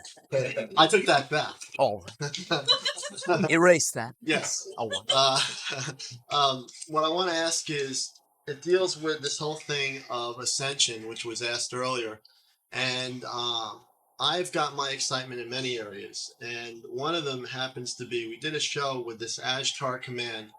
We did a 4-part series, and on one of the shows, one of the things Ashtar asked me, who was coming through the embodiment of Ashtar Athena, was, how do you want us to come into the studio? Now, the question was asked me, would you like us to physically beam down? I said, well, I don't know how you do things on your end of it. I said, but whatever you feel comfortable doing is fine with me. What ended up happening was there was an equal agreement for a beaming down on their end, however they would materialize. And we had an extra chair in the studio set for that to occur. Then I was told before the last show was to start, the night of that show, that the Lord Sananda, as we talk to Jesus Christ, or the Lord Sananda, who they call the chief commander of their fleet ships, of their fleet, would do a transfiguration. Now, I understand what transfiguration is to have the figure of the Christ himself, or the Lord Sananda, or whatever other names he might have gone by in ancient terms, transfigure into the form in front of the body that's in the chair, sitting in the chair. Am I correct with that? First of all, our particular understanding is that what you call Jesus the Christ is not precisely the same as what you call Sananda. What you call Sananda is an individual expressing the Christ. So therefore, the Christ, but not necessarily what you call Jesus himself. Now, I understand that there are many separations within this concept, and that at the one, shall we say, hand, Jesus and the Christ are synonymous. But since this is generally presented in an exclusionary type of way, we wish to draw the distinction. So therefore, there is a difference in the two energies. Right, so Lord Sananda basically has the same Christ energy As you do. as we all do. Nice. So there's no difference, obviously. Okay, well, they made a change of plans, and Lord Sananda, as I was sitting in the studio, normally I interact and question my guests. I was just looking, I didn't know what to do, because I was in a situation where I looked at the eyes changing in terms of the eyes. When you look in somebody's eyes, it is said you can see into their soul of their being. And looking into the eyes, I can see at least the difference in the transfiguring of the eye process, not necessarily this Lord Sananda himself. They said that when people view the show, various people see different things. Well, that is a given. Well, is that depending on the openness of their consciousness to the other realities of existence, or just not having limited consciousness to order to see that? I don't know how. It is strongly related to what would in fact serve them. Mhm. So therefore will vary greatly from individual to individual. So some people might not see anything. Perhaps you can say most. Okay, so therefore, that brings me to a frustration. Oh, all right. Because I was told one thing was going to occur when, in actuality, what occurred was not in the agreement that was made. Ah, now, may I ask you a question? Yes. How does that allow you to feel? What did you discover, and what choices did you make? You feel frustrated. Well, I felt frustrated Oh, initially. I don't feel that necessarily that way now. I felt frustrated because I was putting myself on the line. Basically, I felt with the viewers. All right. So I felt that that connection was being put on the line. My integrity was being put on the line. All right. And did you feel that it was breached? Yes. In what way? And how is that possible? Well, it was breached by agreement that they had opened the question up, the door, so to speak, and in the door was a multitude of options. And the option, I said, okay, we'll go with the beam down process. And then you feel that they did not deliver this. No, and it wasn't necessarily for my deliverance as much as it was for the audience. Well, do not factor yourself and your own expectations out of this by any means. However, what will you now do in a similar circumstance, having learned and integrated from this experience? Will you put yourself out on a limb again? Not so quickly. So therefore, you have defined your sense of discernment. You have become more discerning, correct? Oh, most definitely. All right. Does this not serve you? It does. I think that there's a lot of controversy over the Ashtar command. And much of it has to do with what you colloquially call grounding and remaining grounded. Therefore, now you get the opportunity to decide to what degree, as you are exploring spiritual realms, as you are exploring extraterrestrial realms, just how firmly it serves you to keep your feet on the ground. It serves me much better to keep my feet on the ground for my own integrity. And for your audience as well. And them seeing how you will choose to use this. And how you will then, shall we say, alter your behavior to now embody your new sense of discernment and understanding will be a learning experience for all. Also, your willingness to allow it to be all right that you were, in that sense, that trusting in a particular circumstance, and you felt slighted, allows your audience to see that they are dealing with a human just as themselves. So therefore, you have increased your rapport with your audience if you choose to view it that way and enter the situation with the, shall we say, alterations, with the changes, embodying what you have learned and perhaps sharing it with them. Well, I feel like I want to share with my audience because I feel a sense of disappointment because it was leading up to a mountaintop, so to speak. And it was like we started from the bottom of the mountain and we went gradually climbing up to the top to see what was at the... Yes, but the point is rather than there being an embodied extraterrestrial being at the top of the mountain, your sense of discernment was what you climbed up to see. So therefore, you are at the top of the mountain. You can slink back down to the valley or begin to yodel into, shall we say, the depths of time and space and now express who you choose to be. Well, audience, perhaps I was wrong or whatever. Not necessarily that you were, but the idea is what you are feeling and your willingness as an equal to share that with your audience allows them to see that you are learning too, that you too are willing to perhaps explore beyond the, shall we say, quote unquote, normal boundaries. And you too are also willing to see where it does, but also does not work for you as well. We see opportunity and advantage lining these clouds upon your mountaintop. I also felt that, we had good dialogue with Ashtar and with Athena on the program when they embodied Ashtar Athena. They call it the instrument, the embodiment. But if I had gone in that direction without bringing up the possibilities of the fourth possibility, which was the physical presentation, I might have been better off directing my energies in that direction. Well, not really, for you learn something very important. Again, given a similar set of circumstances, I assume you will make a different decision. Oh, I most definitely will. I have one other question. One moment. Not yet. There is also, again, what we will discuss in more detail in the future, so to speak, since it is the past to me anyway.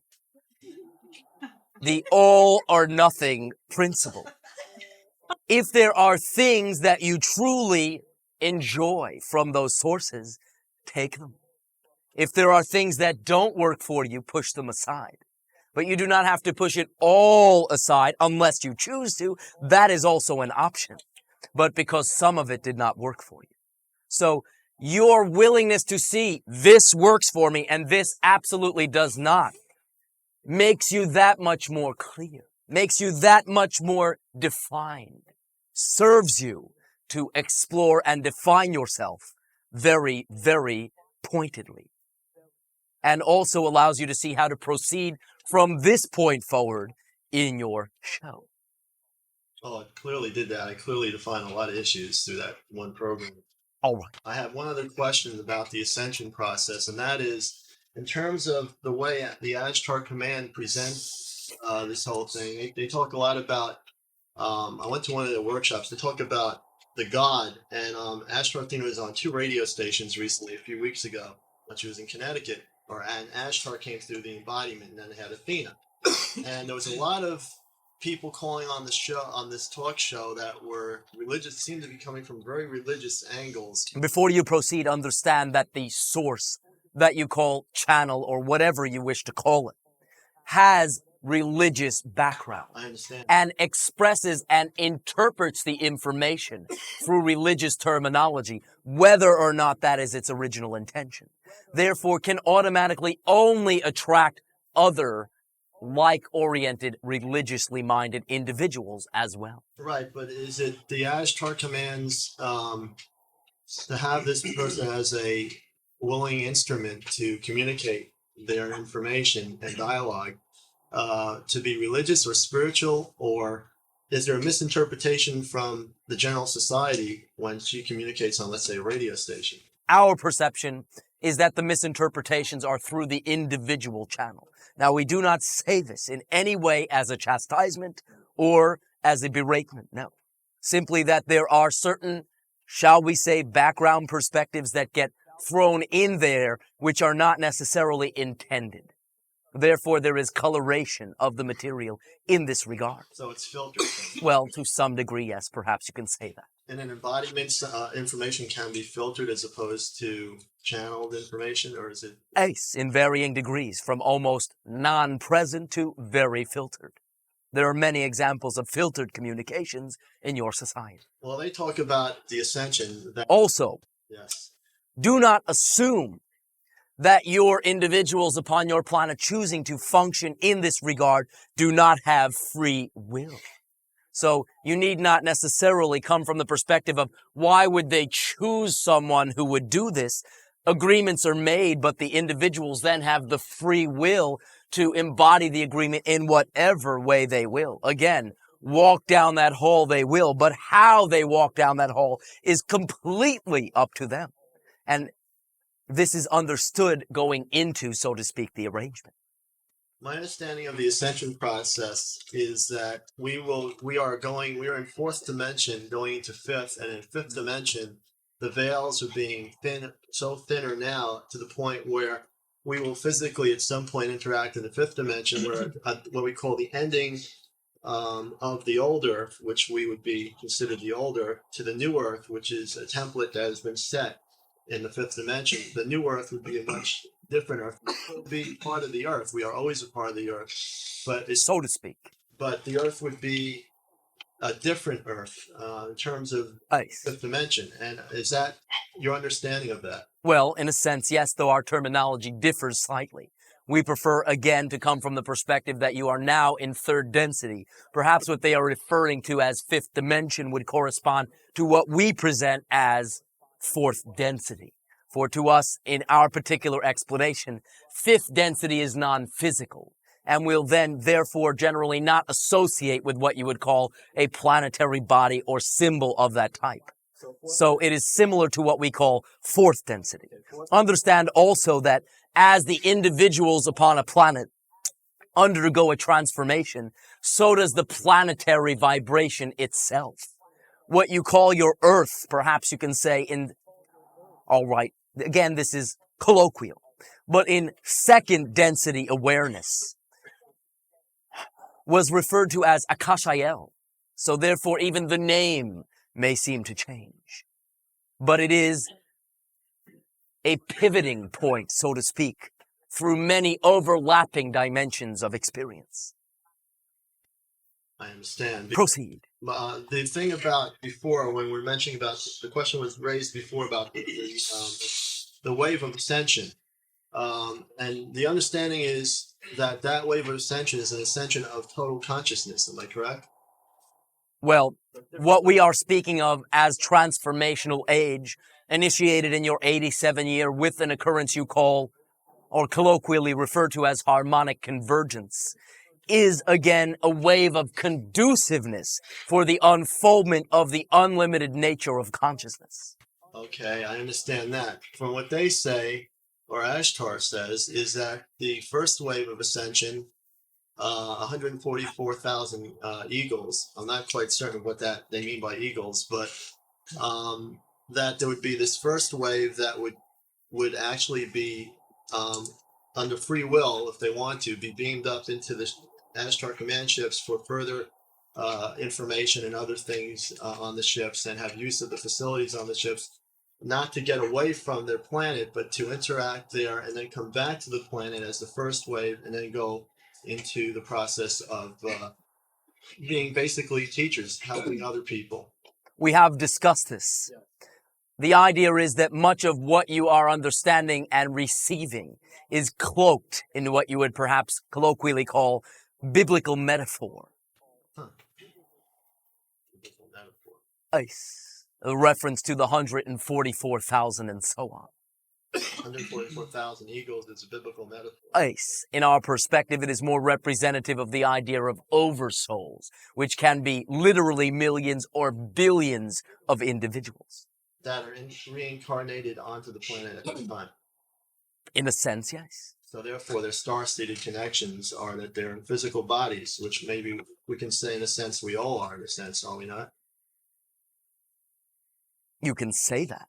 I am not exactly sure I am catching your drift. Can you be more clear? Well, if you say they're oversouls, my understanding is that if we've reincarnated into physical bodies, we've reincarnated from other experiences, other lifetimes, other dimensions, other realities, correct? Ace, but many times an oversoul will not only manifest in what you call past life and future life, but also multiple contemporary selves. So therefore, one oversoul can embody anywhere from several to hundreds of individuals upon your contemporary time frame on your planet. So 144,000 oversouls, and again, this is rather arbitrary, can represent, again, anywhere from thousands to hundreds of thousands to millions to billions of individuals that are living upon your planet right now. Ace. There. Okay, Are we getting somewhere? Yes, we are. Oh, You right. pondered a lot of thoughts in my mind. Oh, thank you. I'd like to ask a question about that. All right, please do. The oversouls that you're talking about are on this planet, but are there any oversouls of people that are existing on this planet, whereas the oversouls are not existing here, or existing someplace else? In a sense, you may understand this to be an arbitrary question. For what is strongly associated with your planetary sphere is what you would call the embodiment, and the oversoul itself is timeless and spaceless. So this becomes a bit confusing. It can be seemingly associated strongly with the planet in one sense, but in another sense completely transcends physicality. So it becomes an arbitrary question. Again, I refer you to the fact that your body exists within your consciousness. Therefore, so does your planet. But if you wish to get more technically accurate, so does your solar system. So does your galaxy. so does your universe. So time and space become quite arbitrary. I do not mean to add more confusion, but sometimes accuracy about infinite matters will do just that. Does this, however, give you any answer to your question that you can use? It confuses me completely. Oh, thank you. Co-fusing is simply taking many portions, rearranging them, looking at them in a new light, and then making a new commitment to who you are. However, if you wish to clarify, ask a specific question. Well, what I was going to ask, I'm reading a book that Rudolf Steiner wrote. Have you heard of Rudolf Steiner? Well, not personally, but do proceed. He translated the Akashi records. All right. A translation of them. A translation. Okay. One of the things he said was that the consciousness of a beehive is in another realm, and the bees are the physical organs that are in the physical realm. So what I'm thinking is that this is a direct analogy to the oversoul and the physical self. Yeah. Ace. Perfect. Proceed. But our oversouls. But you just said that our oversouls were in our realm too, even though they may be in another realm. Ace. It may present that way, but you are again speaking of a transcendental idea. So though you may, in that sense projections or extensions of it, never in a physical finite sense could you completely house the idea of your infinite oversoul, unsettling as it may seem from this perspective. Is that even more confusing? No, that's clear. Oh, all right. Thanks. Oh, thank you. Are you through, Kenneth? I thought I was. Oh, thank you. Simply being courteous and making sure. Thank you very much for all your answers, too. Oh, and to you for your marvelous answers posed as questions. Shutting. Oh. Female. I had a question about agreements. When are the agreements made, and how do we know what they are and when we are supposed to act on them? Does it come to us from within the knowledge? Well, sometimes it will present that way. Agreements of a specific form may be made between what you colloquially call lives, between lives. Other agreements will simply be embodied into your overall essence. Many times you will, shall we say, perceive from within when the playing out of an agreement is most timely. However, remember, you are not within a reality. The reality is within you. So anything that you perceive within that reality is also within you, though it appears to be external. So feedback from the external reality is also another form of understanding the unfoldment of your timing. One other way to put this is simply to let the situation be obvious. And if something is not forthcoming, if it is not right there, if you cannot act upon it, this is an external expression of your internal agreement. Does that make sense? Not a whole lot, no. Oh, all right. Then continue. And do not settle till it does. In other words, can I make an agreement now? Yes, absolutely. And the nature of unconditional agreements is that you can also choose to not do it. But yes, you can make an agreement right now. Do you wish to? But then the other person has to agree also. Well, in general, your desire for the agreement tells you it is available. Do you wish to make an agreement right now? Yes, and I have expressed that, of course, in my own mind. And I just wait now. And now again, this connects to your talk about intentions, intending something. And is that what one is supposed to do?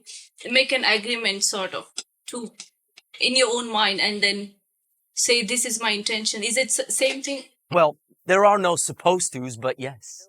Simply having the intention and then looking around very astutely and seeing, can I do anything about this particular intention right now?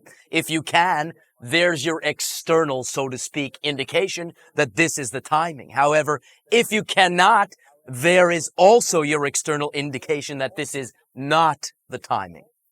However, by then focusing back into the moment, seeing what's available and choosing with your excitement, you steer yourself toward that clear intention.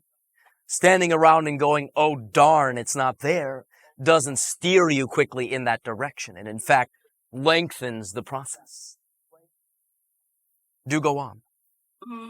I kind of had a problem understanding intentions. I'll give an example. If Thank you. I'm going to finish this degree within 2 years, that is simpler because it's up to you to finish that, to go to college and get the degree. But what if the agreement or the intention includes other people or other beings? Then you have to kind of wait for them to feel the same way. Or if it includes other people upon your planet, perhaps sometimes you would then rely upon the feedback from them. If it includes entities that you are channeling, you will understand that your desire and your understanding of your timing tells you that it is their timing as well. It is your timing, I assure you. Do you wish to boldly state the agreement you now wish to make? Place the order, so to speak, to the universe. At this point, I'm at a stage where I have, some time back, maybe a couple of months back, I have placed the order and I thought it happened and now I'm not sure if it did or not. Oh, it did. But what you are also learning, and I trust you are listening up, is about discernment. You get choices. Choices that will agree with you and will not, so that you can decide and empower yourself to decide, this is what I wish to have and intend to have, this is not.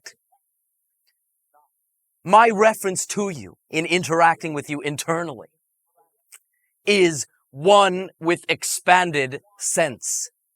Your interpretation of that reference was what you had shared in the last interaction because you strongly associate with the sense of smell. It was not incorrect to assume that I was communicating with you. Simply, you were given the opportunity to discern where you had plugged in something and where I had offered something. Does this make sense? It will make more sense later. Oh, if you say so, you can create all the time you wish. But understand, the agreements are in place. You are being given the opportunity to prime the pump, so to speak. And by deciding what you wish to interact with and what you do not, you become clearer. That clarity allows the agreement to be fulfilled with laser-like precision. So therefore you are, shall we say, approaching the completion of the process of perhaps getting some information that may not agree with who you choose to be, so that you can decide and state, no, this is not what I choose to channel. This is not what I choose to express. This is. That makes you part of the process, rather than thinking that you need to remove yourself from it. And this expedites or speeds along or accelerates the process itself. This will become more obvious. Yeah, I understand much better. And I'm getting there. I can feel that I'm getting there. All right. Well, after interacting with me, do you feel better or worse? More confident. Oh, thank you. Now we're getting there. Is that all? I wanted to tell you my younger daughter, 17 years old, is here. She wanted to meet you and she's very excited and she's having a good time. Oh, thank you. She would like to say hello and I think she would like to ask a question. Oh, please do. And my unconditional love and welcome to you. Hi, Elan. Greetings. To be here. I don't know what to ask though. Well, perhaps you will ask, what should I ask? What should I ask? All right. May I ask you a question? Sure. What truly excites you the most? I don't know. Being here is pretty exciting. Oh, Yeah. do you, in that sense, like the idea of expressing yourself and creating the life that you prefer? Yeah. Are you attracted to the idea of unconditional love? Yes. Do you, shall we say, gravitate toward the idea of excitement, Yes. integrity? Merry Christmas. We thank you. And should something come up, something seem like a curiosity, do remember there is no such thing from our perspective as idle curiosity. If you are wondering about it, it is worthy of being expressed and shared. And we thank you for saying hello. Thank you.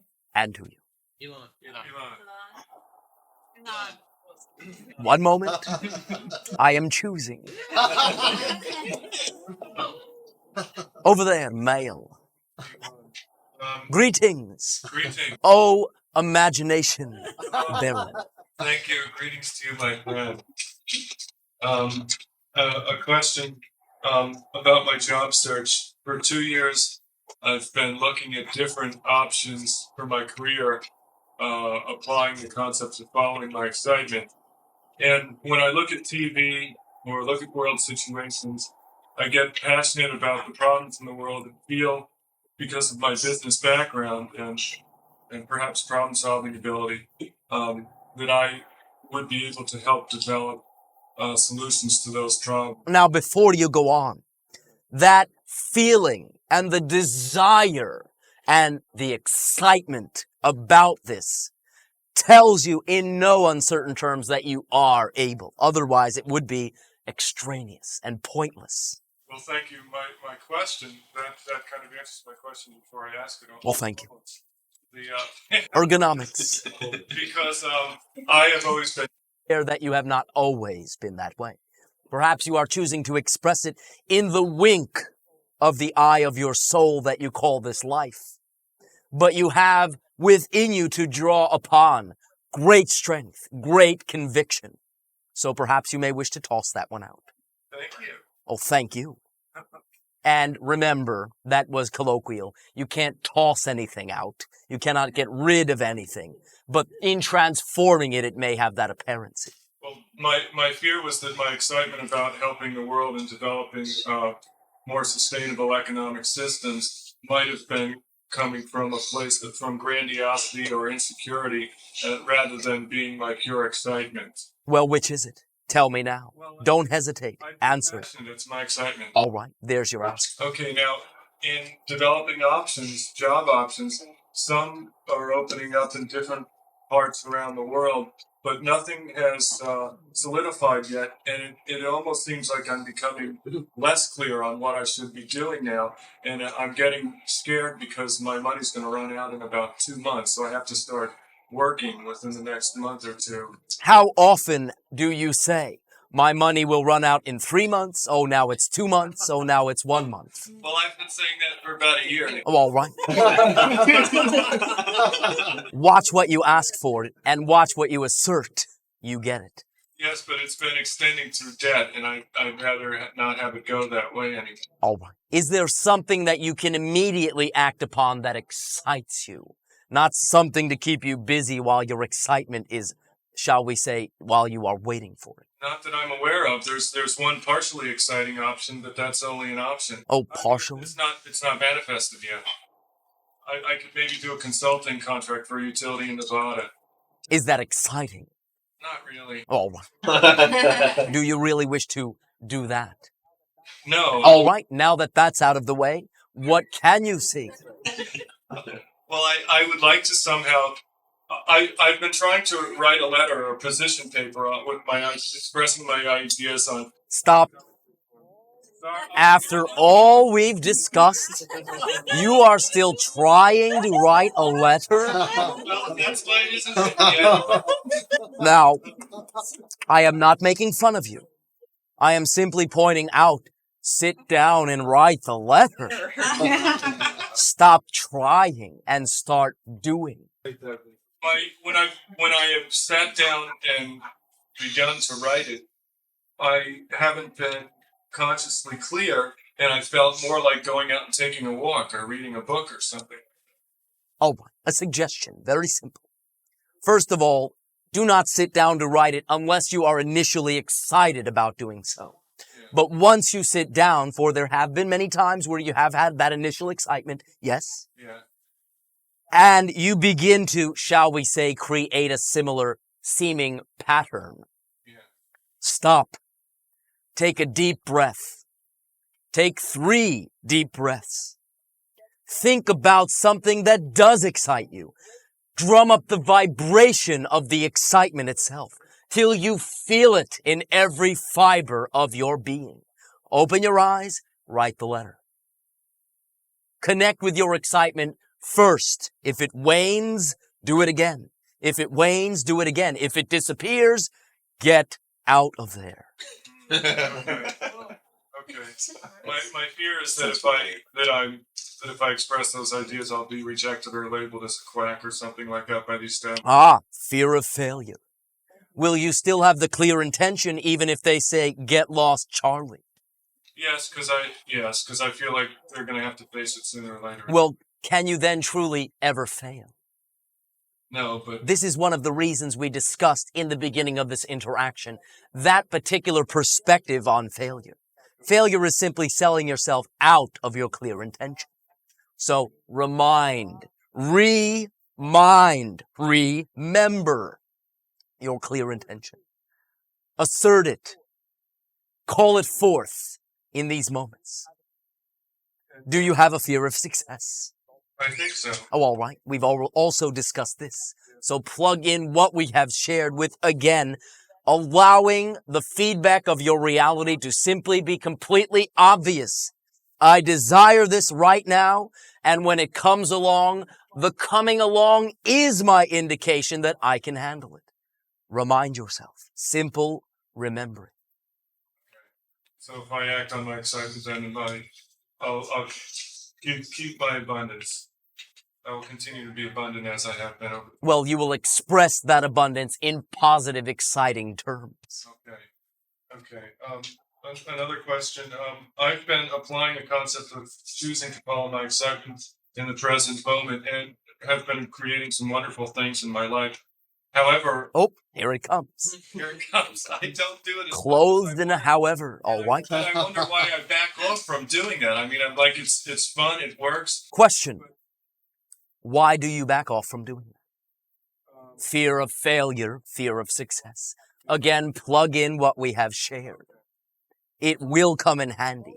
It comes in the most handy while it is happening. Sounds nice while you're sitting here happy, having eaten some nice food and interacted with many lovely individuals, but comes in the most handy in situ, in the situation. Remember, remind, use the tools. You have them all. Your toolbox is unlocked. Your tools are shiny and ready to go. Thank you. Oh, thank you. Another question is, last night I drove through my hometown and was feeling a lot of love for me as a child as I reminisced about all the places that I recognized. But when I drove down my street and remembered the kind of unloving, abusive childhood I had, I was overcome with sadness, and I cried for quite a while. Well, very good. Did you let it out? Yes. What did it feel like? So I was trying to analyze it while I was doing it. What did it feel like? Analysis is not feeling. We'll get to analysis in another interaction. It felt cathartic. All right. What now will you do because that happened? How will that affect your actions? Well, I want to try and... Oh, I'm not letting that slip.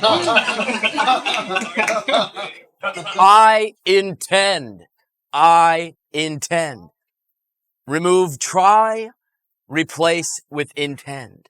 That is power. That is certainty.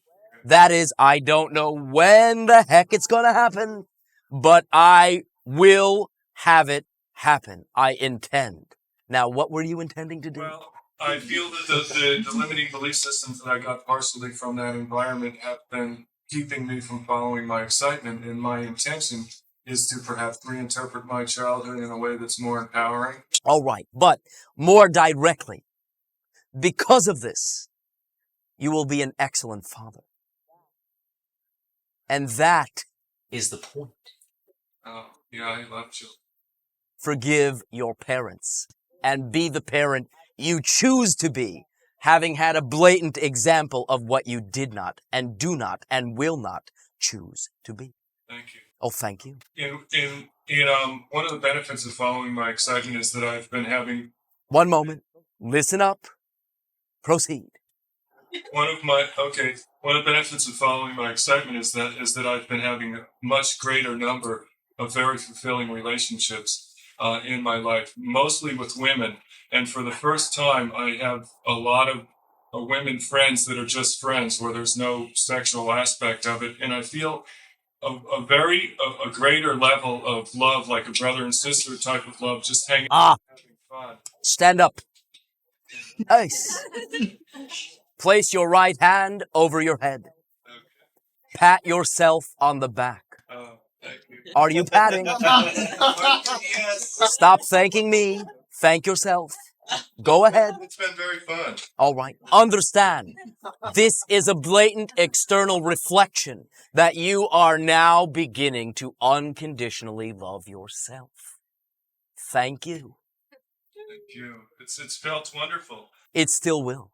Yes, I love it. It's accelerating it rapidly, it seems. Oh. The question I have, though, is I've been studying the concept of anima a little bit from Carl Jung, and as I look at women that I am attracted to, I seem to project that they'll reject me, and therefore I feel some anger towards them, and it kind of puts up a safety net so I don't need to get close to them or whatever. Are you sick and tired of that?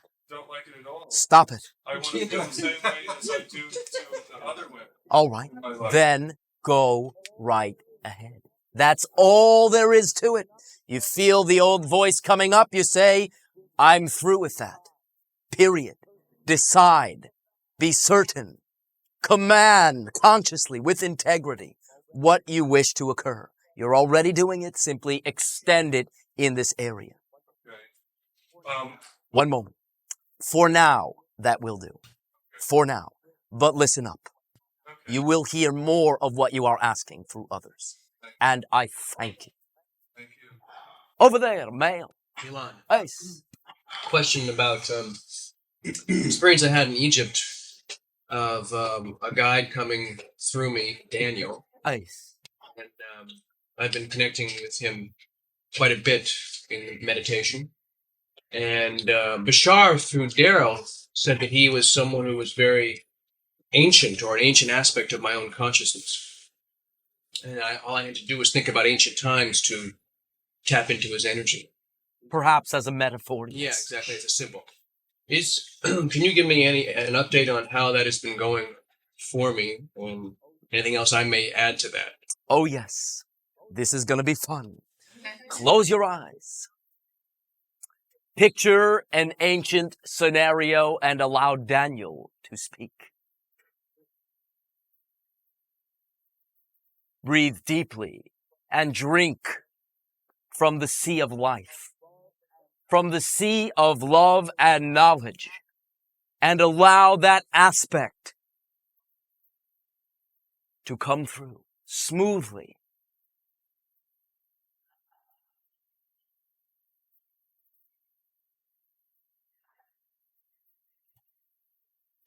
This is Daniel. Greetings, O wise one. What is it you wish to express this evening? That we all are ancient, have ancient aspects of ourselves available to us. All we need to do is believe that, trust that. Listen to that part of ourselves. Do you have a suggestion for how one may ground this knowledge into the here and now? By trusting and believing in that possibility,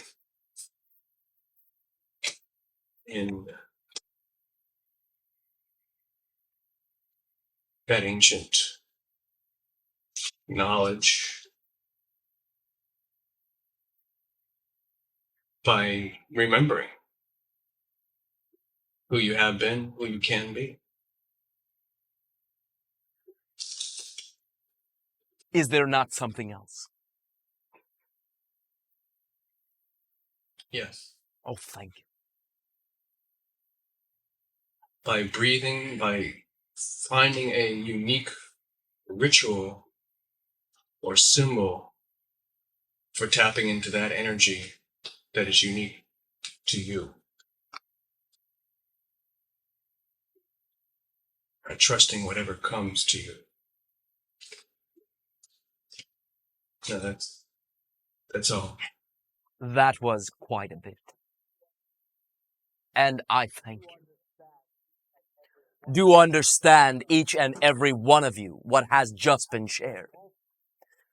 As we have often discussed, your imagination allows you specific access to your totality, specific connection, and perhaps you can say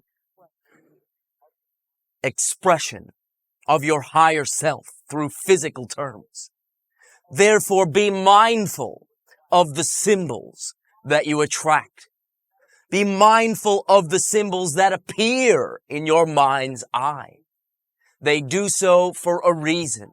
They are triggers. They are catalysts. They will be different from individual to individual.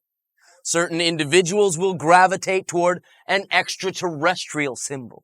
Certain individuals will gravitate toward an angelic symbol. Certain individuals will gravitate toward historic symbols.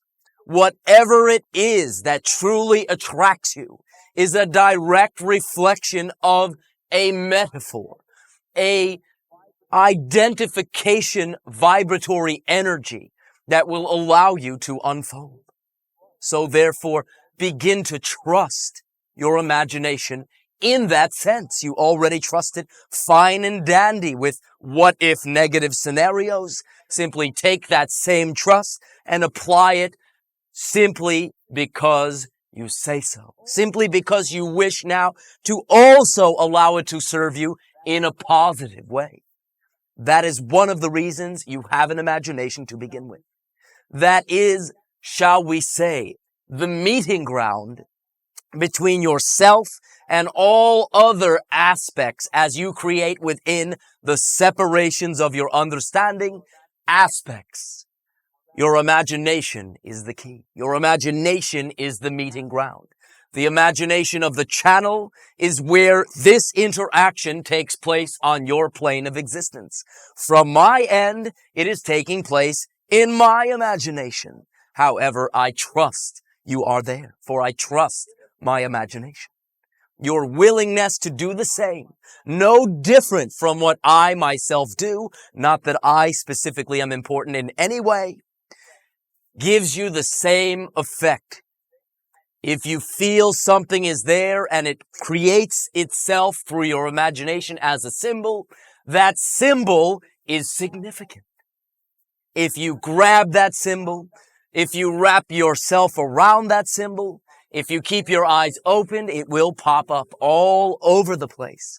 It will attract you. It will be a barometer. It will be a compass needle pointing you from idea to idea to idea till you no longer, shall we say, have use for the removal of responsibility to a symbol, but I do not mean this in any way in a negative way.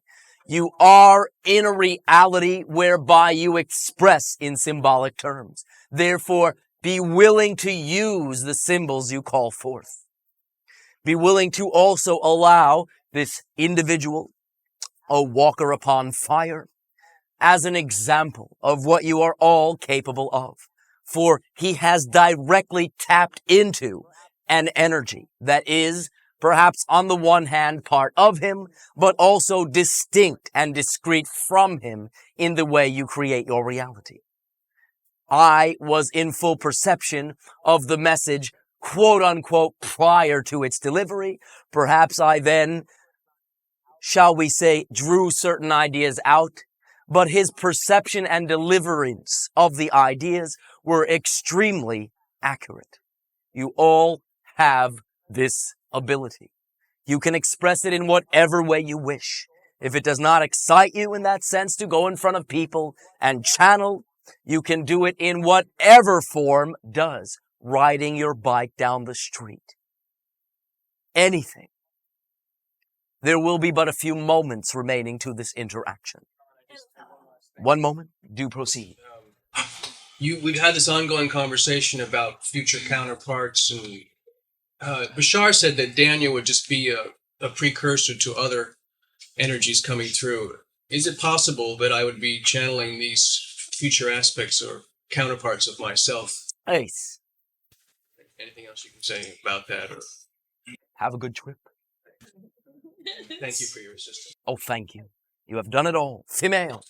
Ace. Greetings. Oh, Firefly. Many fire people here. All right. I wanted to add something to the introduction to the second half. You had said to do unto others as you wish them to do unto you. Well, colloquially speaking. And I wanted to add to do unto yourself as you do want. Oh, Do unto thank you. yourself as you would like to do unto you do unto them. All right. Understood. Very astute. Again, loving others as you love yourself preassumes that you do, and also is prerequisite to expressing the ability to love others. So thank you for the distinction. And I wanted to share that I'm Relocated? yes, Oh, thank you. preparing to relocate, and Are you attracted to the area you are going to? yes, very much, and the energies that are there. Trust that. Everything will unfold as a red carpet before you. If you concentrate on the excitement, you will accelerate the process. All right.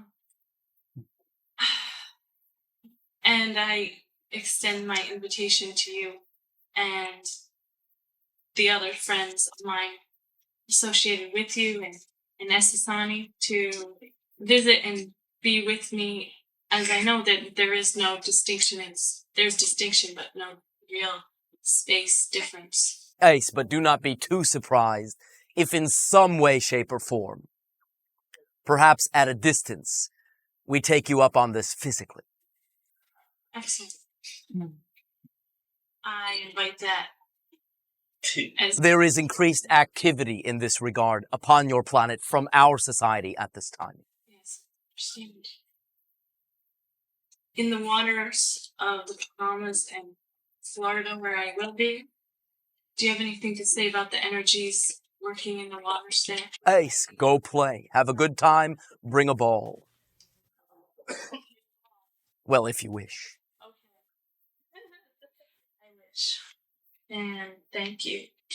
Oh, thank you for sharing with us your dreams and your waking dreams, which to us are one and the same, but we understand you still as a society draw the distinction. Do you have anything to say about the tiger sharks playing in my dream, wanting me to come into the water with them? Ace. They were only interpreted as sharks. Directly after that, dolphins jumped up onto the rock Ace. and kissed me. Ace. But what you were perceiving is the hesitation, the fear in that sense that something you do not prefer may occur, but understand you may come on in the waters just fine. Yes. Thank you. Oh, thank you. Shutting. Elan. Ace. Hello, Elan. Hello. I have a clear intention to to present a different viewpoint to a friend of mine who is rather suddenly under an attack with cancer. Her name is Sherry. Good timing. There are a lot of our friends, it's all tennis friends, that are very, very upset and very frightened with what's going on. That will be one of the options available to her as well. I'm sure that's what she's experiencing. But when she comes home from Sloan Kettering Hospital, I would like to go to her and share with her how I would think were I in her position. And I was hoping, and then present her a copy of this session.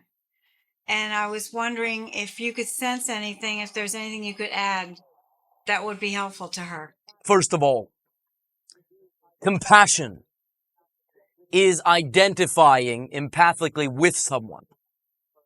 What you generally refer to, and these terms are somewhat interchangeable, but for the purposes of drawing some delineation, sympathy is in a sense a reinforcement of powerlessness.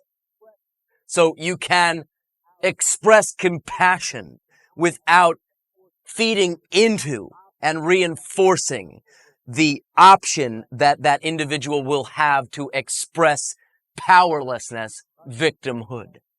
So be unconditionally loving, be sincere, but do not be insistent, and allow the perspective to be very loving and gentle. All right, I understand, you may say. What is overwhelmingly negative seeming about this? And you will have plenty of time to think about that. However, just as a counterpoint, just to, shall we say, view both sides of the coin, what does this force you to do? What does it force you to look at? And what does it actually allow you to do that you had not done before? This is not the general approach, but it is a valid question. And if asked in an unconditionally loving way, something will come up. Her willingness to look at what it allows or perhaps forces her to do, and think about consciously simply looking at that or doing that thing by choice out of preference, then, shall we say, makes the symbol obsolete. Dis-ease is simply an embodiment of a symbol delivering a message. Get the message? Then the messenger has no reason to hang around. Deny the message. The messenger rings the bell more loudly, knocks on the door more loudly, eventually gets a battering ram and breaks the door down.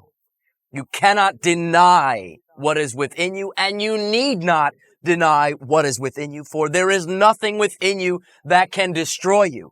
Things you do not prefer, yes, but that can destroy you without your permission, no. So therefore, acknowledging what you are denying does not give it any more power over you, and in fact, decreases its seeming power over you. Acknowledgement, acknowledgement, acknowledgement. Then you can see what your choices are. Deny one choice, and you do not have all the choices before you. For now, that will be a beginning place. That's great. Thank you very much. Oh, thank you. Is that all? Yes, that is. Thanks. Shutting. Elan. Hey, Smail, back there. Hi. Greetings. After the last session that we had, One moment. And to you, good day. good day. Merry Christmas. Thank you. And to you. After the last session here, I had some very different feelings than what I usually do. Headiness and stuff. Oh, headiness. Oh, yeah, well, spinny and stuff. It was a little different. I wasn't sure what it was. Really. How much did you have to drink? All right. Just checking. Yeah, it was different than that kind of haze. Oh, all right. I went home and had some very strange dreams. I had what I figure is a physical encounter. Describe. Describe? I don't know with who. I didn't. Well, do not describe what you don't know. Describe what you do. Actually, what it was is a very sensual dream. Ah. But then the faces changed. What did I miss? And by the way, one moment, you missed nothing. Do proceed. Well, all I could get from that one bigger point of the dream was that they were taking semen. not taking semen. I was donating. All right, quite a difference. Yeah. I mean, I don't mean it as Understood. Do proceed. all right. After that, there was a scroll of colors that were going by my third eye.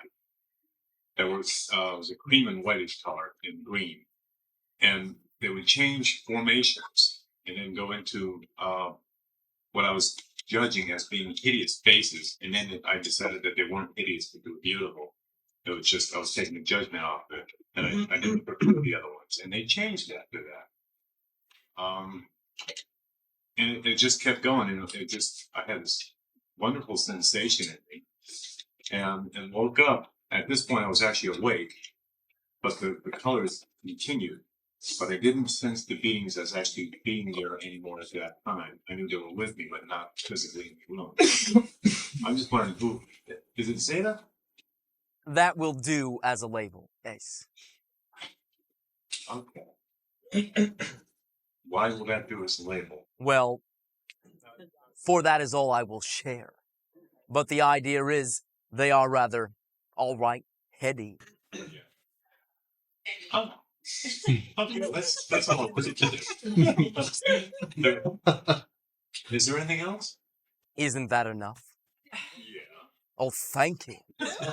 Pleasant dreams. Okay. Any more tonight? You will see, I assure you. Thanks. At this timing, allow me to once again compliment you on the astounding success of this interaction. By maintaining clear intention, it could have no other, shall we say, turnout. This is a simple analogy to your life. If you are willing to dig, you will get what you want. If you are willing to maintain your intention, you will get what you want. Perhaps now, apropos, will be the idea that you always will get what you want.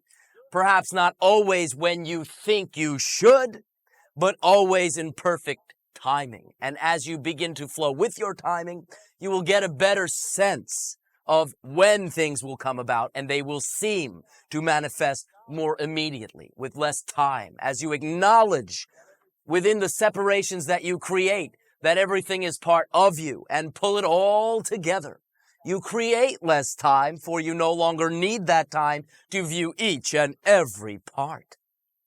So your perception of time will begin to change. It will seem in that sense that it is flying by. You are creating less of it, but only as you flow with your life and allow your reality to be obvious. Reestablish and maintain your clear intention, and you will never fail. I thank you. Bid you a most fond and loving good evening.